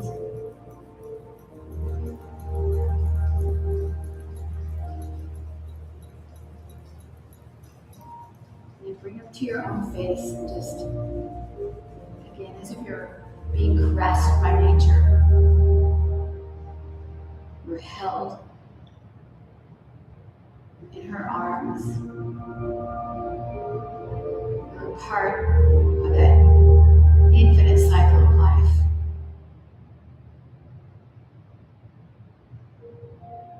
And then bring your palms together, thumb resting on your sternum. We're going to begin our practice with an Om, just to feel ourselves celebrating that sense of connection to the earth. Take a deep inhale. And exhale with an Om. Here we go. Inhaling.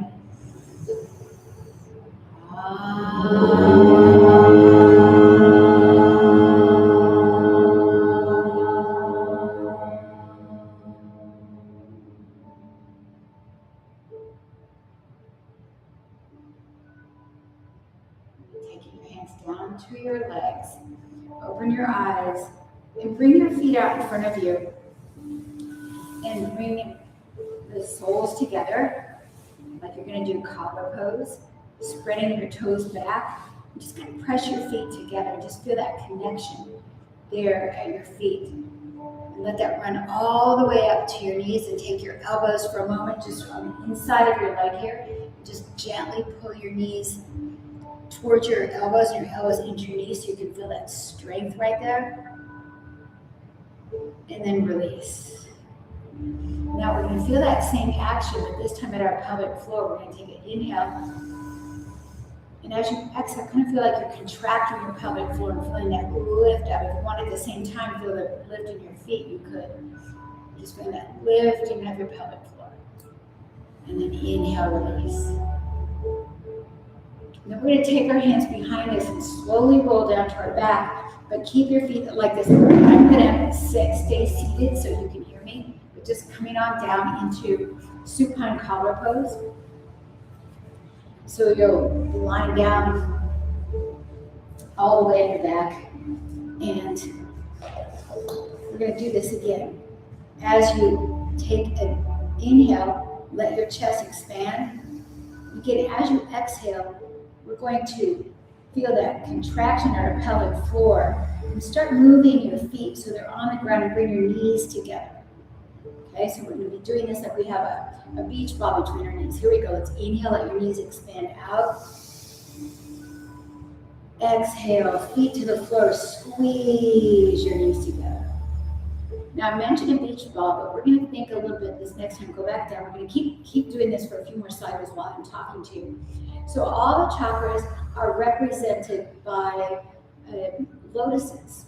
I don't know if you knew that or not, probably, but visualizing that as you are doing this action of putting your feet on the floor, there's a lotus in your foot, lotus between your knees, pelvic floor that's squeezing right now, and then as you let your knees move out, that lotus opens up. Let's do that one more time. Feet on the ground, squeeze. Feel the lotuses coming together, the blossoms all squeezing together, like they do at night when it's dark. And then as you inhale, they're opening. And again, just remembering that time, maybe it's now that you felt completely safe, just feel yourself drawing in that mantra, I am safe, I am supported. Okay, and then this last time, keep your knees together and your feet on the floor, and we're going to lift our hips off the floor and come into a version of bridge pose in which your feet and knees are together, okay? So lifting your hips off the floor, take your hands to the front of your leg bone meets your pelvic girdle, squeezing your gluteal muscles, just give that front part of your hip a little pat. And then slide your hands behind your hamstrings, behind where your upper leg meets your gluteal, your hip muscles. Just kind of press up, and then let your hips sink down to the ground. We're going to do that 3 more times. So up, knees up, feel the squeezing in the back of your legs, the opening in the front of your legs, and allow yourself to go back down. And another time, back up, squeeze. And last time, back up. Once you're up in bridge pose, walk your feet so they're hip distance apart, and slide your hands to the outside of your legs now, pat the outside of your legs. Then land your hands on the outside of your upper legs, and you're going to hold it there while you push your outer legs, the top of your legs, push your outer legs into your hands. Just feeling a little bit of contraction right there, okay? So what we're working on is first chakra stuff, our feet, our legs, our pelvic floor, and the lower part of our gluteal muscles. Squeeze your lower gluteals into your hamstrings. All right, now slide your hips back down to the ground and bring your hands down to your low belly.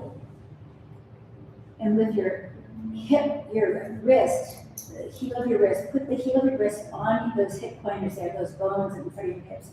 And as you exhale, so your fingers, your heels are on, your hand are on those bones on either side of your pelvic girdle. Your fingers are like they're interwoven. As you exhale, we're going to press our navel to the ground. You're going to feel your fingers move closer towards each other. With that little squeeze, inhale, let your low back arch. So what we're doing here is working that Uddiyana Bandha. We're working the transversus abdominis, that muscle right there, but just back and forth. It's almost like your pelvic girdle, you're rocking your pelvic girdle with the action of your abdominal muscles, letting your pelvic girdle rock back and forth. Imagine that pelvic girdle is a bowl of water and let it rock back and forth. Like you're kind of gently spilling it forward towards your belly and then letting it tip back. Just letting it rock back and forth. This is your second chakra. As we mentioned earlier, the seed of your uniqueness. This is where we say, I am part of this earth, but I'm a unique, specific expression of life. I have a right to my own passions. I can go with the flow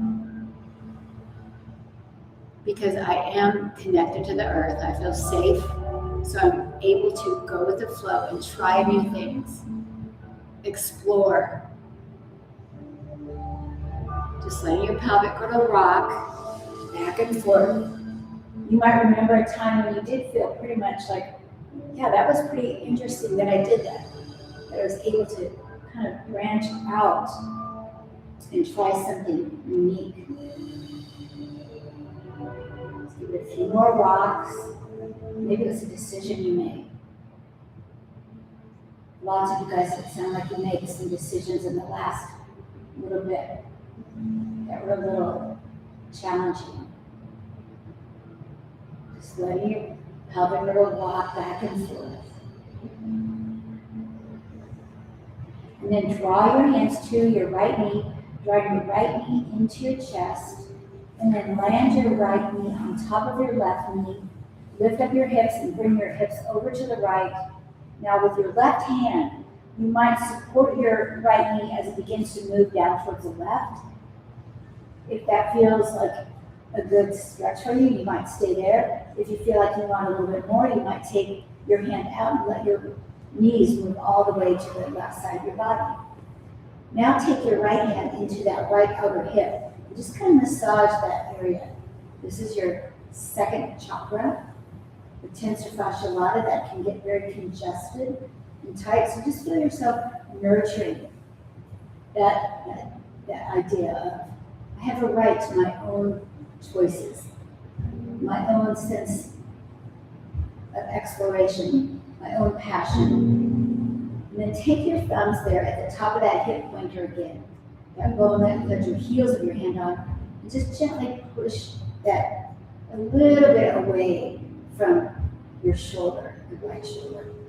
Just getting a little space there in that right low back. And then take your right hand down to your right low back and just give that a little massage there. That muscle, your quadratum lumborum, kind of like you're even massaging your kidneys, your adrenals. Feel yourself calming your right hip.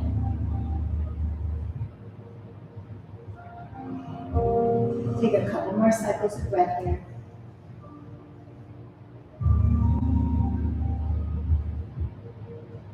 And then slide your left hand underneath your right knee.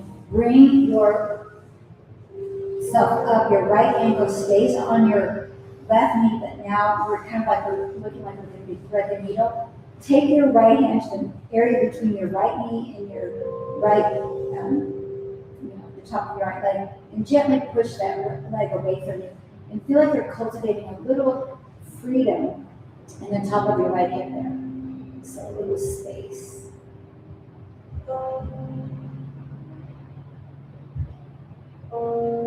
And then release. Bring your right knee into your chest and slide your hands behind your right leg. Straighten your right leg, spread your toes, and bring your right knee back down. And let's do that a couple times. And then bring your right foot all the way down to the ground when you're ready. Okay. And now we'll do the other side. So take the heel of your hand into the arch of your, not the arch, the connection between your left leg and your left femur. Okay. Then we're going to bring our left knee up on top of your right knee, move your hips over to the left. Let your left knee come down towards your right hand, support it for a moment. And then when you're ready, you can take your left knee all the way to the ground. And just again, noticing that outer left hip, your tensor fascia lata, maybe those left glute muscles. Maybe take your thumbs and kind of press that hip pointer away a little bit so you feel like you have more space there.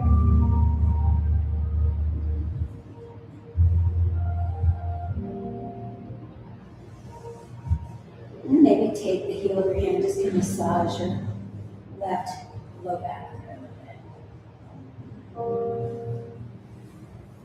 And then when you're ready, you can push your left knee back up with your hand if you want.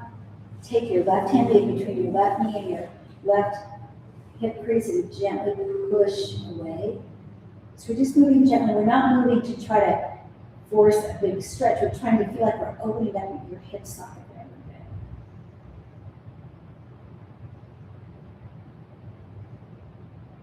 bit. And then release. And put your left foot back on the ground. Organize your hips so they're straight down from your shoulders. Hands back to your low belly. Heel of your hands now on your hip pointers again. And if it feels okay, we're going to bring our knees up so they're over your hips and keep your shins perpendicular to the floor. If that low back is kind of nagging, you keep your feet on the floor. Those of you who have your heels up, as you exhale, we're going to press our heel forward, straightening that leg, and then come back in. Okay, and then go to the other side. Press that leg straight out, come back in. We're working on that low belly or transversus abdominis. If you're not doing it with your feet off the floor, slide your left heel out, slide your left heel in. Okay? Just sliding it straight out and coming back in.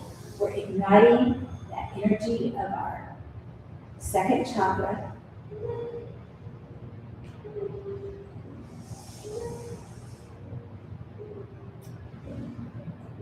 And then we're going to come back in, so both of our knees are going to pull into our chest.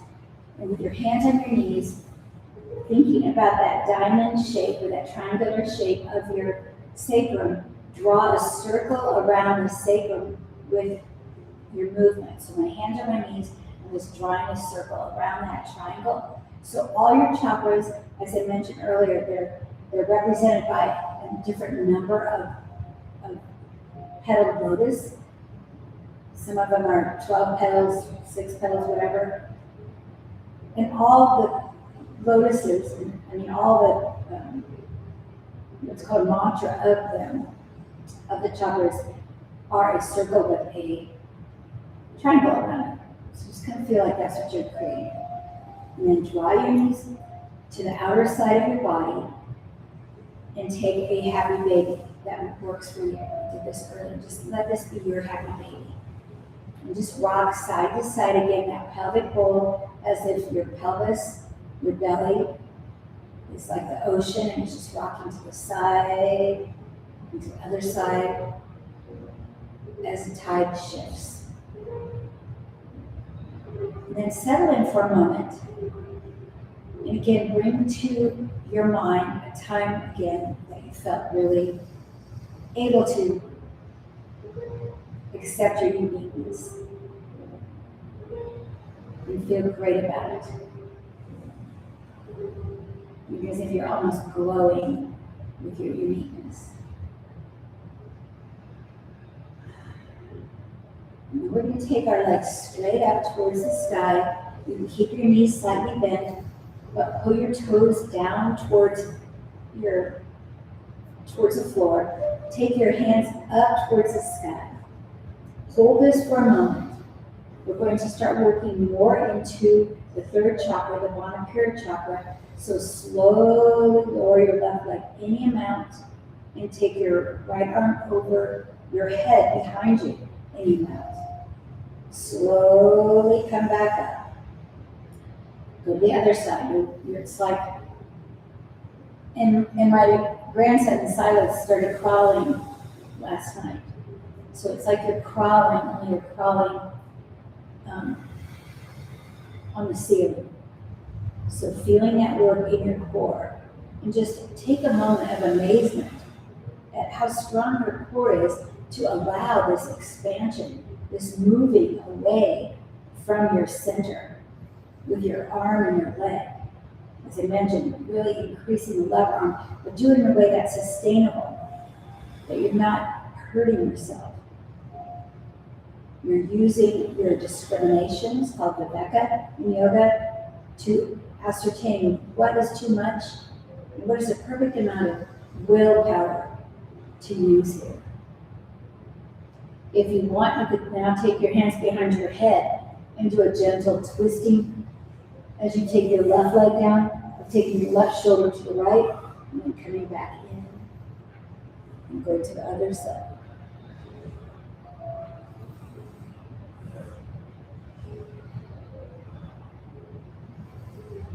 Let's bring our knees back into our chest, squeezing your knees into your chest, hold on to behind your knees, and we're going to rock our way up to a sitting position. If rocking up doesn't feel good to you, roll to one side and then make your way up that way. And then from here, go all the way on forward. Bring your hands to your knee, hands to the floor. Okay. So keeping your spine in axial lengthening, that just means it's a straight line. We're not sagged like this, and we're not sagged like that. We're right in the middle. Hold it there. Feel your core. And it's a little bit like we just did on our back, but now we're going to do it in this position. Reach your heel out. Reach your right arm out. And just for a moment, feel how your core in between those two places is supporting you. Imagine there's a fire there that's not just in the front of your belly, but in your back as well. A fire that's supporting you and allowing you to do this really big movement. Okay, come back in with your elbow towards your left knee and take it back out again. Now, if this feels like you'd rather have your hands on the floor, have the willpower to say, no, I'm not going to do that. If you feel like you want to get a little bit more frisky with this, take your right arm out and your left leg out. Have the willpower, the viveka, the discrimination, to decide what is right for you.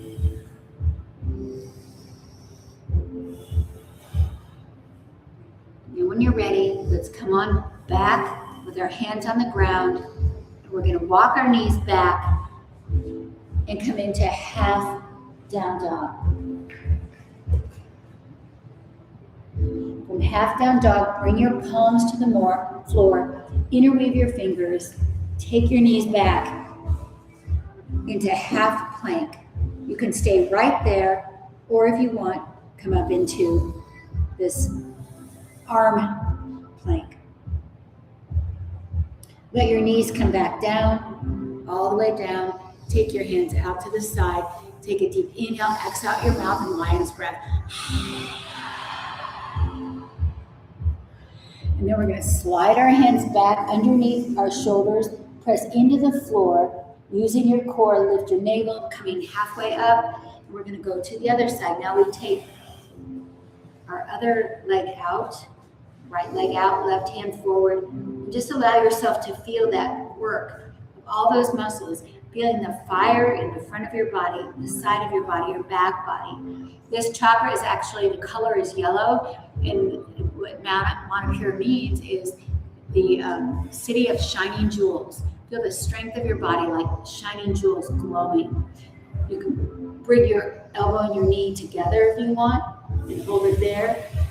Stay out and take your right leg out to the right and your left arm out to the left. Okay, whatever feels good. And then coming back in, take your hands forward again, coming into half down dog. And then come forward into half plank.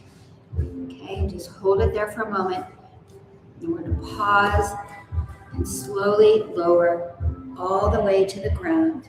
Once you're down there, lift your navel up and off the ground. So we're tipping our pelvic girdle backward. Lift your legs any amount. I'm doing mine just barely at all. You can keep your hands on the ground, or you could lift your hands as well. Feeling your back body like, again, that fire that's ignited and helping you lift up. And off the floor. When you're ready, come back down, put your hands underneath your forehead, and just wiggle your hips side to side. And again, taking a moment to feel that sense of power. When in your life were you able to say yes to something that you were a little bit afraid of, or say no to something you're a little bit afraid of, maybe disappointing somebody? Thinking of your own courage, thinking of your own willpower.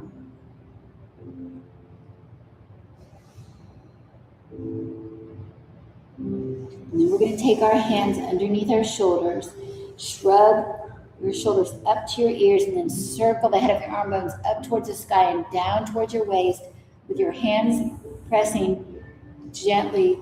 Lift up into your half down dog-ish for a moment. It's almost like half upward facing dog, and then come into pulling your hips back. Walk your hands back to your knees and up to your hips.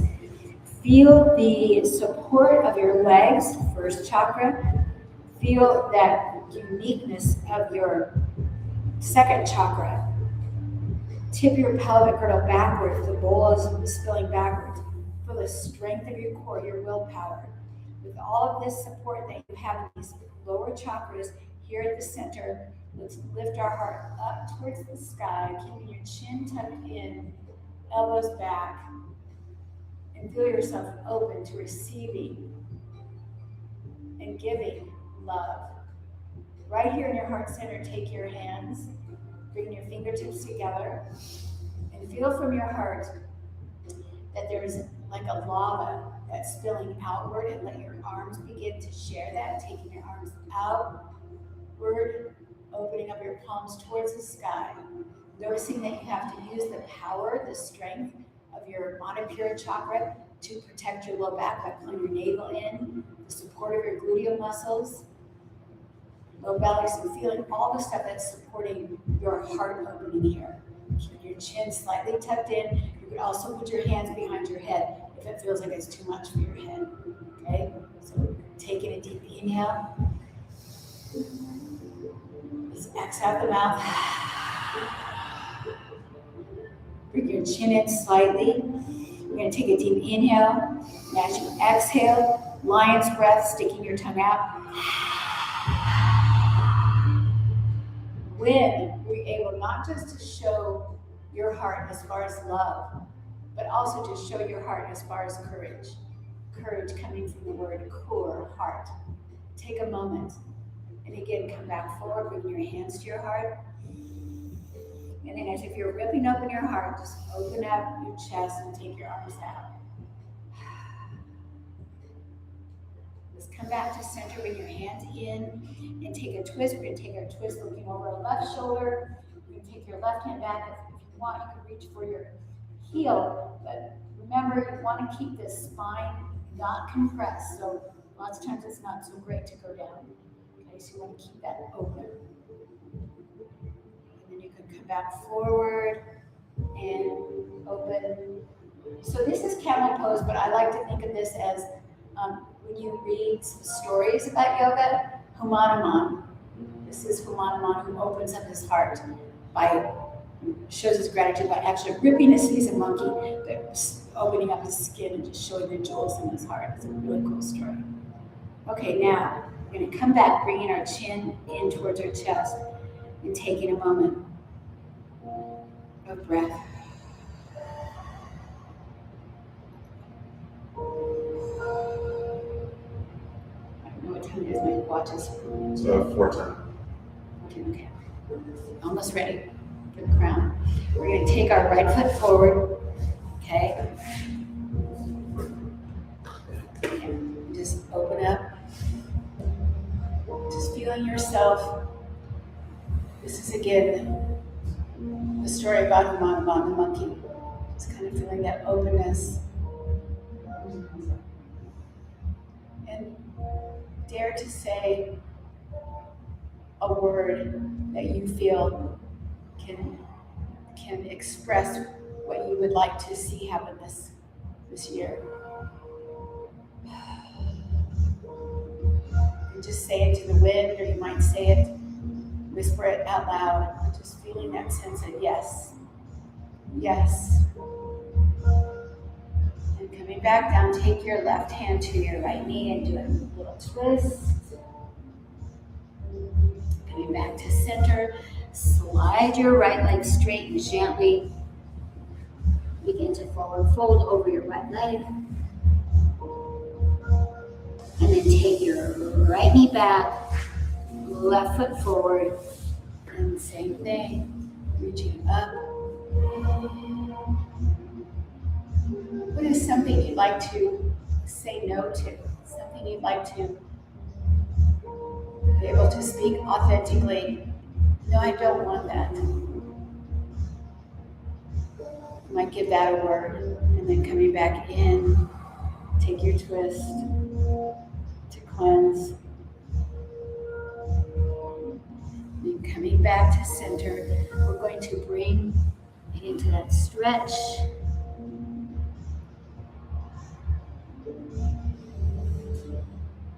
And then all the way back.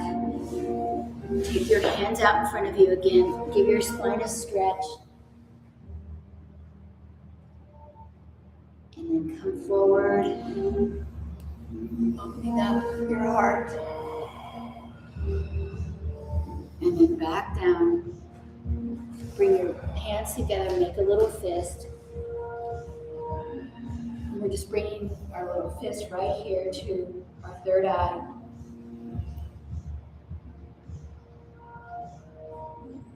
And just listening.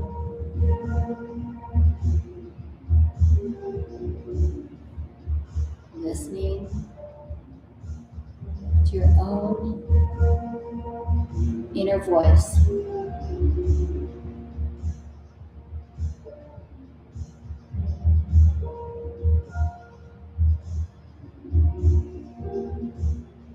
then settle your hips back onto your heels. If this doesn't feel comfortable, take a block and put it underneath your heels. I'm just gonna sit here for just a moment. Sorry, talking to myself, it's not gonna be fun. Yeah. So you could do this or do that. It doesn't matter. There's nothing special. I'm just trying to get us up to crown chakra. We're going to crown chakra tonight. Okay, so just feeling whatever feels good. I want to have you just do this last little visualization. So closing your eyes, imagine yourself in a place that you find safe and comfortable. It could be your own backyard, could be going for a walk in the woods. Take a few cycles of breath. And then imagine that you see in the distance someone that for some reason you feel drawn towards. There's just something about them that seems to represent peace. They're very inviting. Their energy draws you in. And you begin to walk towards them. You just feel compelled to walk towards them. And it's such a vibrant feeling that you begin to smell the smells of the rain that's just left the skies. You can feel the warmth of the sun on your face. And you keep walking closer to this person. It's almost as if you're magnetized to them. And as you get there very close, you see, oh, that's me. That's me in the future. That's my future self. That's me in 5 or 10 or 20 years. And you just feel drawn to this future self. And so you walk on up and have the courage, the insight to ask, what is it I need to do to be where you be like where you are right now, what you exemplify right now, to have the peace, the joy that you obviously have? What do I need to do? And you listen. And when you hear the answer, you express gratitude. And one more question, you say, what is it that I need to let go of right now to be in the place you are in the future, to be peaceful, happy, with joy, to feel settled. And you wait, you listen for that answer.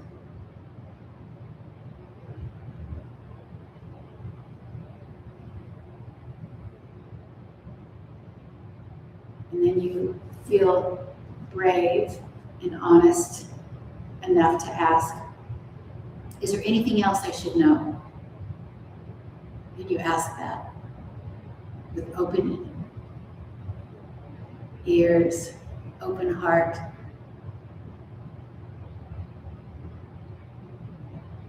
And then you say thank you. And then you come up to your knees. And come up to standing, just bring your feet underneath you. Taking your hands to your knees, come up halfway, as if you're gonna sit in a chair, take your hips back, and then slide your hands up to your pelvic girdle, and come back into a mountain pose. Getting alignment that feels right for you. You might move your feet side to side, you might turn your head side to side, you might need to shake out a little bit, but you come into a place that you feel is your mountain.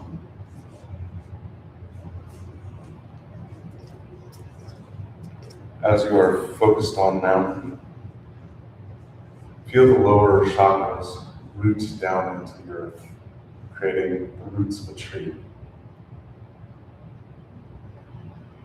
Bring your hands to your heart in prayer position.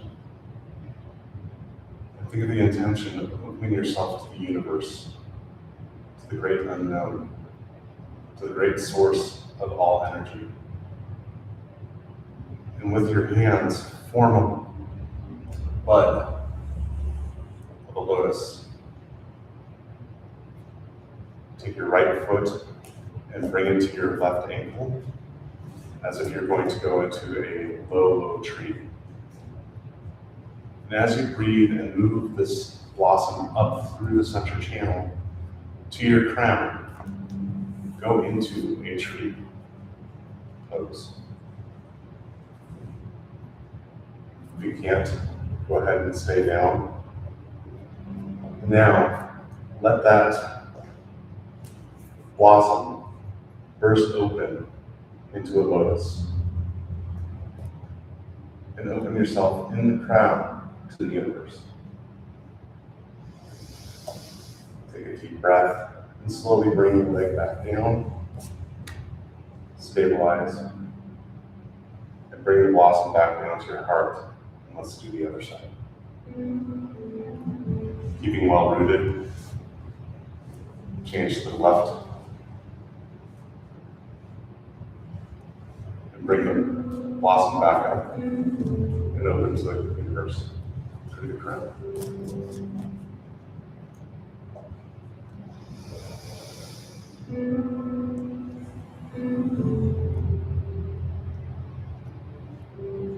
Take a deep breath. Bring your hands back down and open lotus to your heart. And say thank you to the universe. Namaste.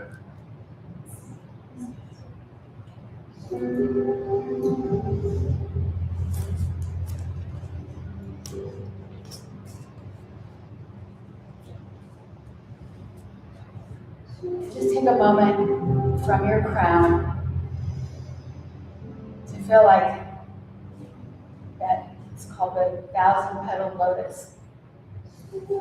Feel, have an image of it, the graphic I should say, of a white lotus, and from the top of the lotus, there's all kinds of little sparkles moving up into the sky. And then just know that the roots from the 1,000-petal lotus are going down into your crown, down into your face, your shoulders, with that same sparkle, the same sense of sparkle. Feel your whole body beginning to have that luminescent sparkle, like a sparkling lava that's moved from the crown all the way down to your feet.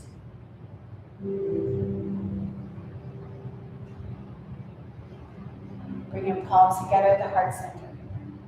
In gratitude to this practice, knowing that it's a benefit not just to you, but to everybody you'll encounter. And then bring your fingertips to your forehead to indicate the desire for a clear and calm mind. Your lips indicate the desire for honest and compassionate communication. And then back to the heart center to indicate the desire for loving intention. And then separating your hands, bring your fingertips together with the palms facing downward. And we're just going to acknowledge the groundingness of the lower chakras to keep us safe so that we do feel that we can be more open, more courageous, more honest, more kind, so we can teach peace with our own unique example. And then bringing your hands back together again. May you have a day of infinite blessings and the wisdom to see and receive them. Shanti, Shanti, Shanti. Namaste. Namaste. Thank you, yogis. Thank you.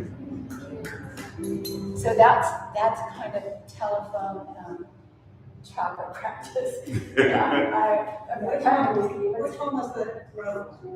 that is called the Shida. I know, which Honesty, truth, and sincerity. which pose did you do?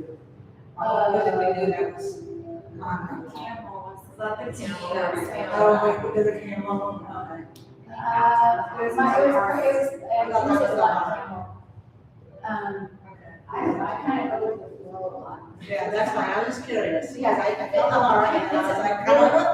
I wanted to get you guys up, I would sometimes like to do camel, not camel, locust, so you can kind of lift up like that. But camel is a really important pose because people do tend to exploit the back neck.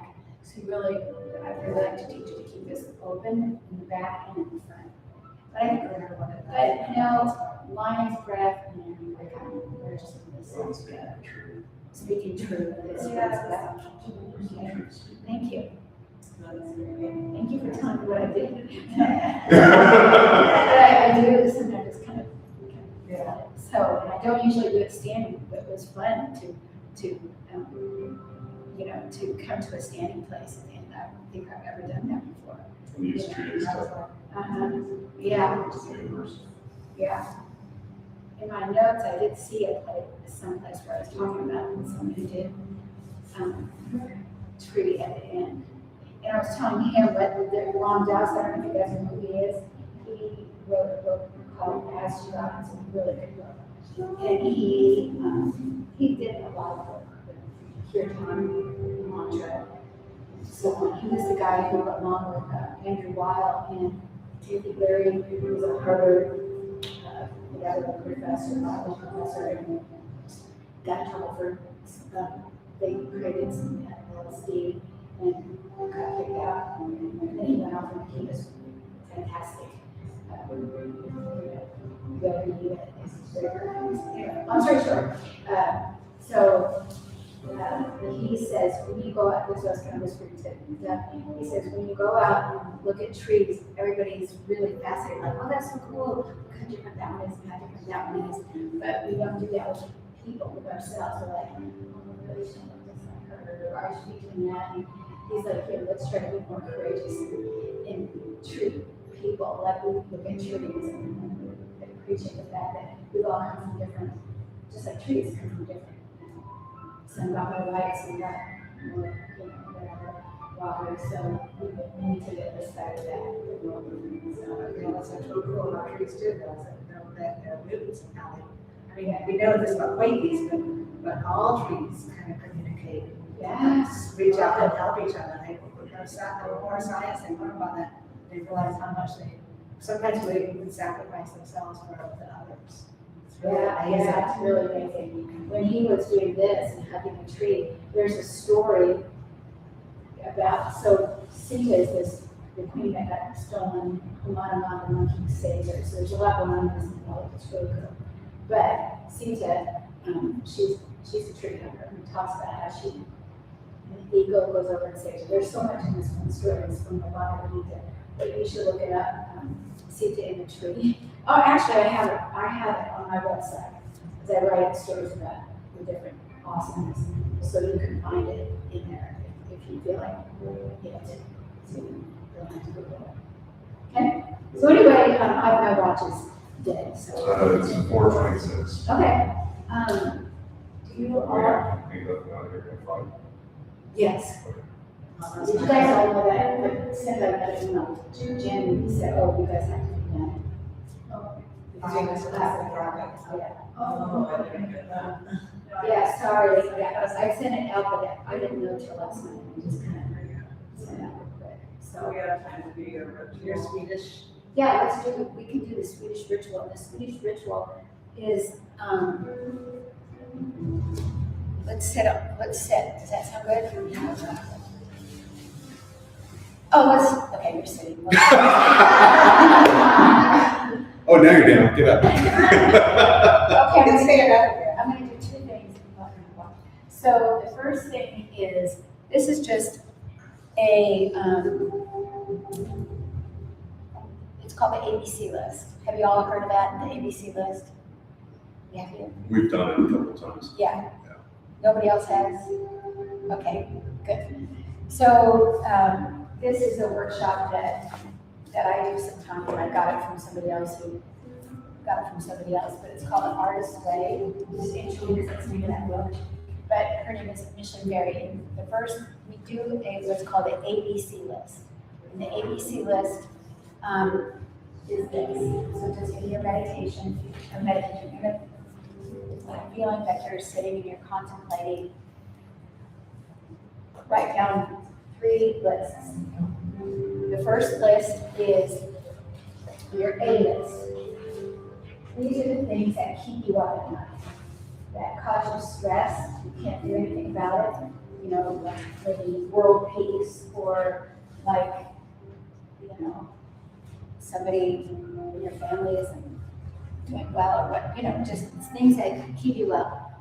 But you can even have a list, you can even have more than one thing.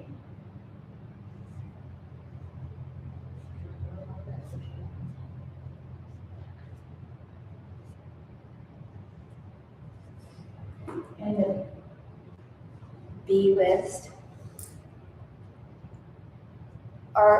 is things that you would do if you didn't have fear. Your fearless list. If I didn't worry about how I was going to pay for it, this is what I would do. It's always a fun one. It's like, oh yeah. What's the general phrase for the B list? It's to your heart's desire. And I added the thing about if you didn't have fear.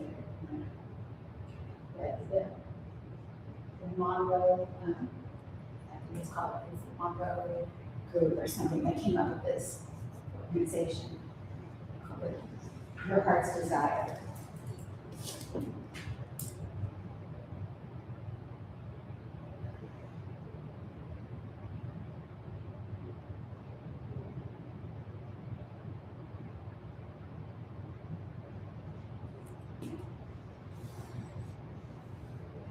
And the third list is, what is one thing you could do? So if you have a list of the B's, or if you just have one thing, what is one thing you could do now in your present state? What is one step you could take now to move in the direction of your list? So A, the big things. B, heart's desire. C, one small step.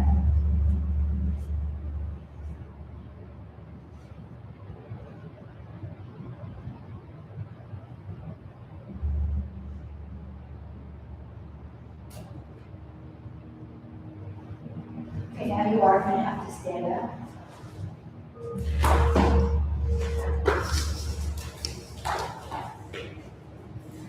Okay. We're going to come into this pose, the wide horse stance pose. This is also sometimes called goddess pose or temple. So we take our knees out and wide.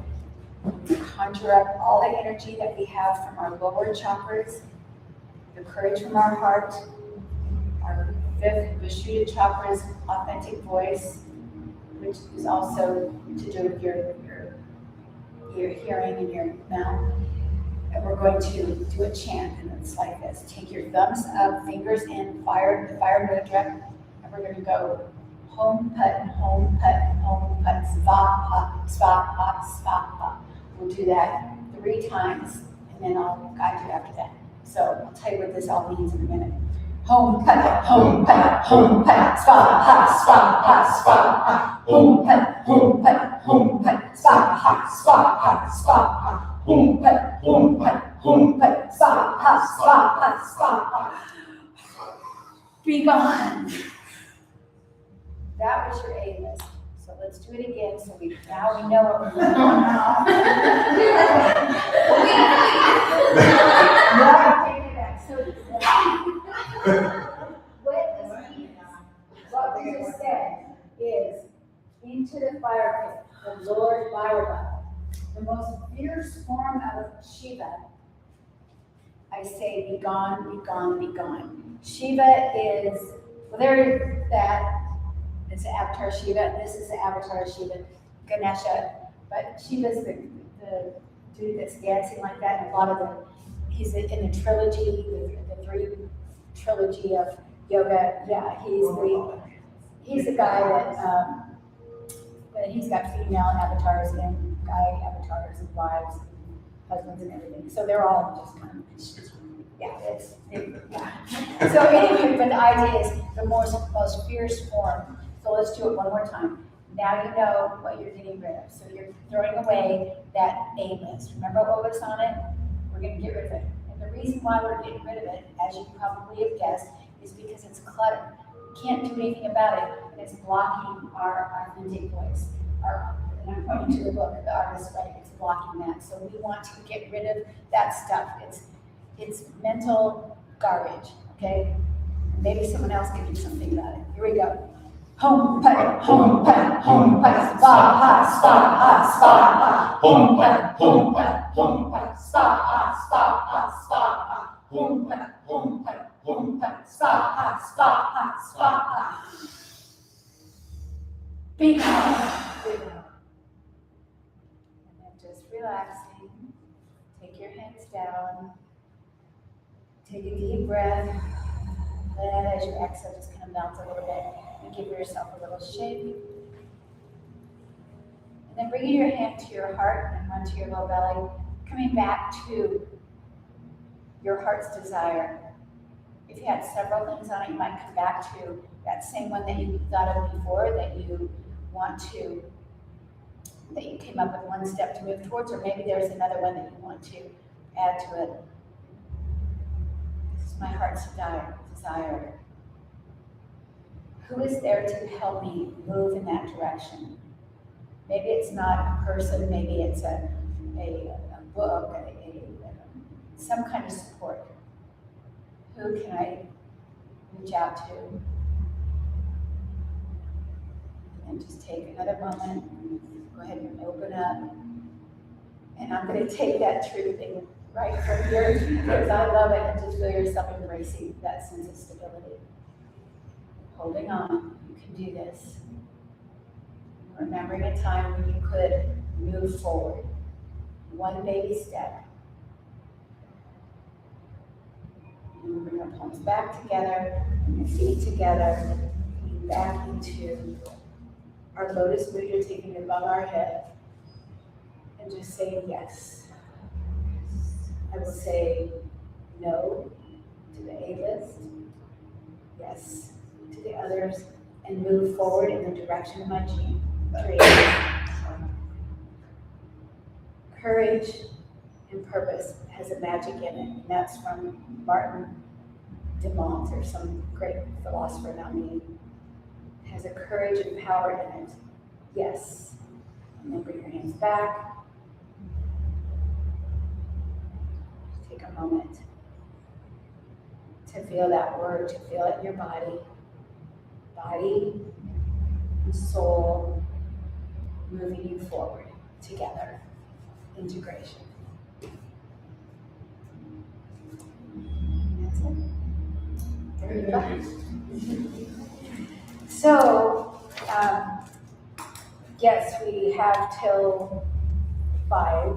I mean, yeah. We just, yeah, the class begins at 5. So, Sorry, read one. yeah. So what we can do is we can take time and we can even work, move this stuff out here. So we don't necessarily have to rush. Not really.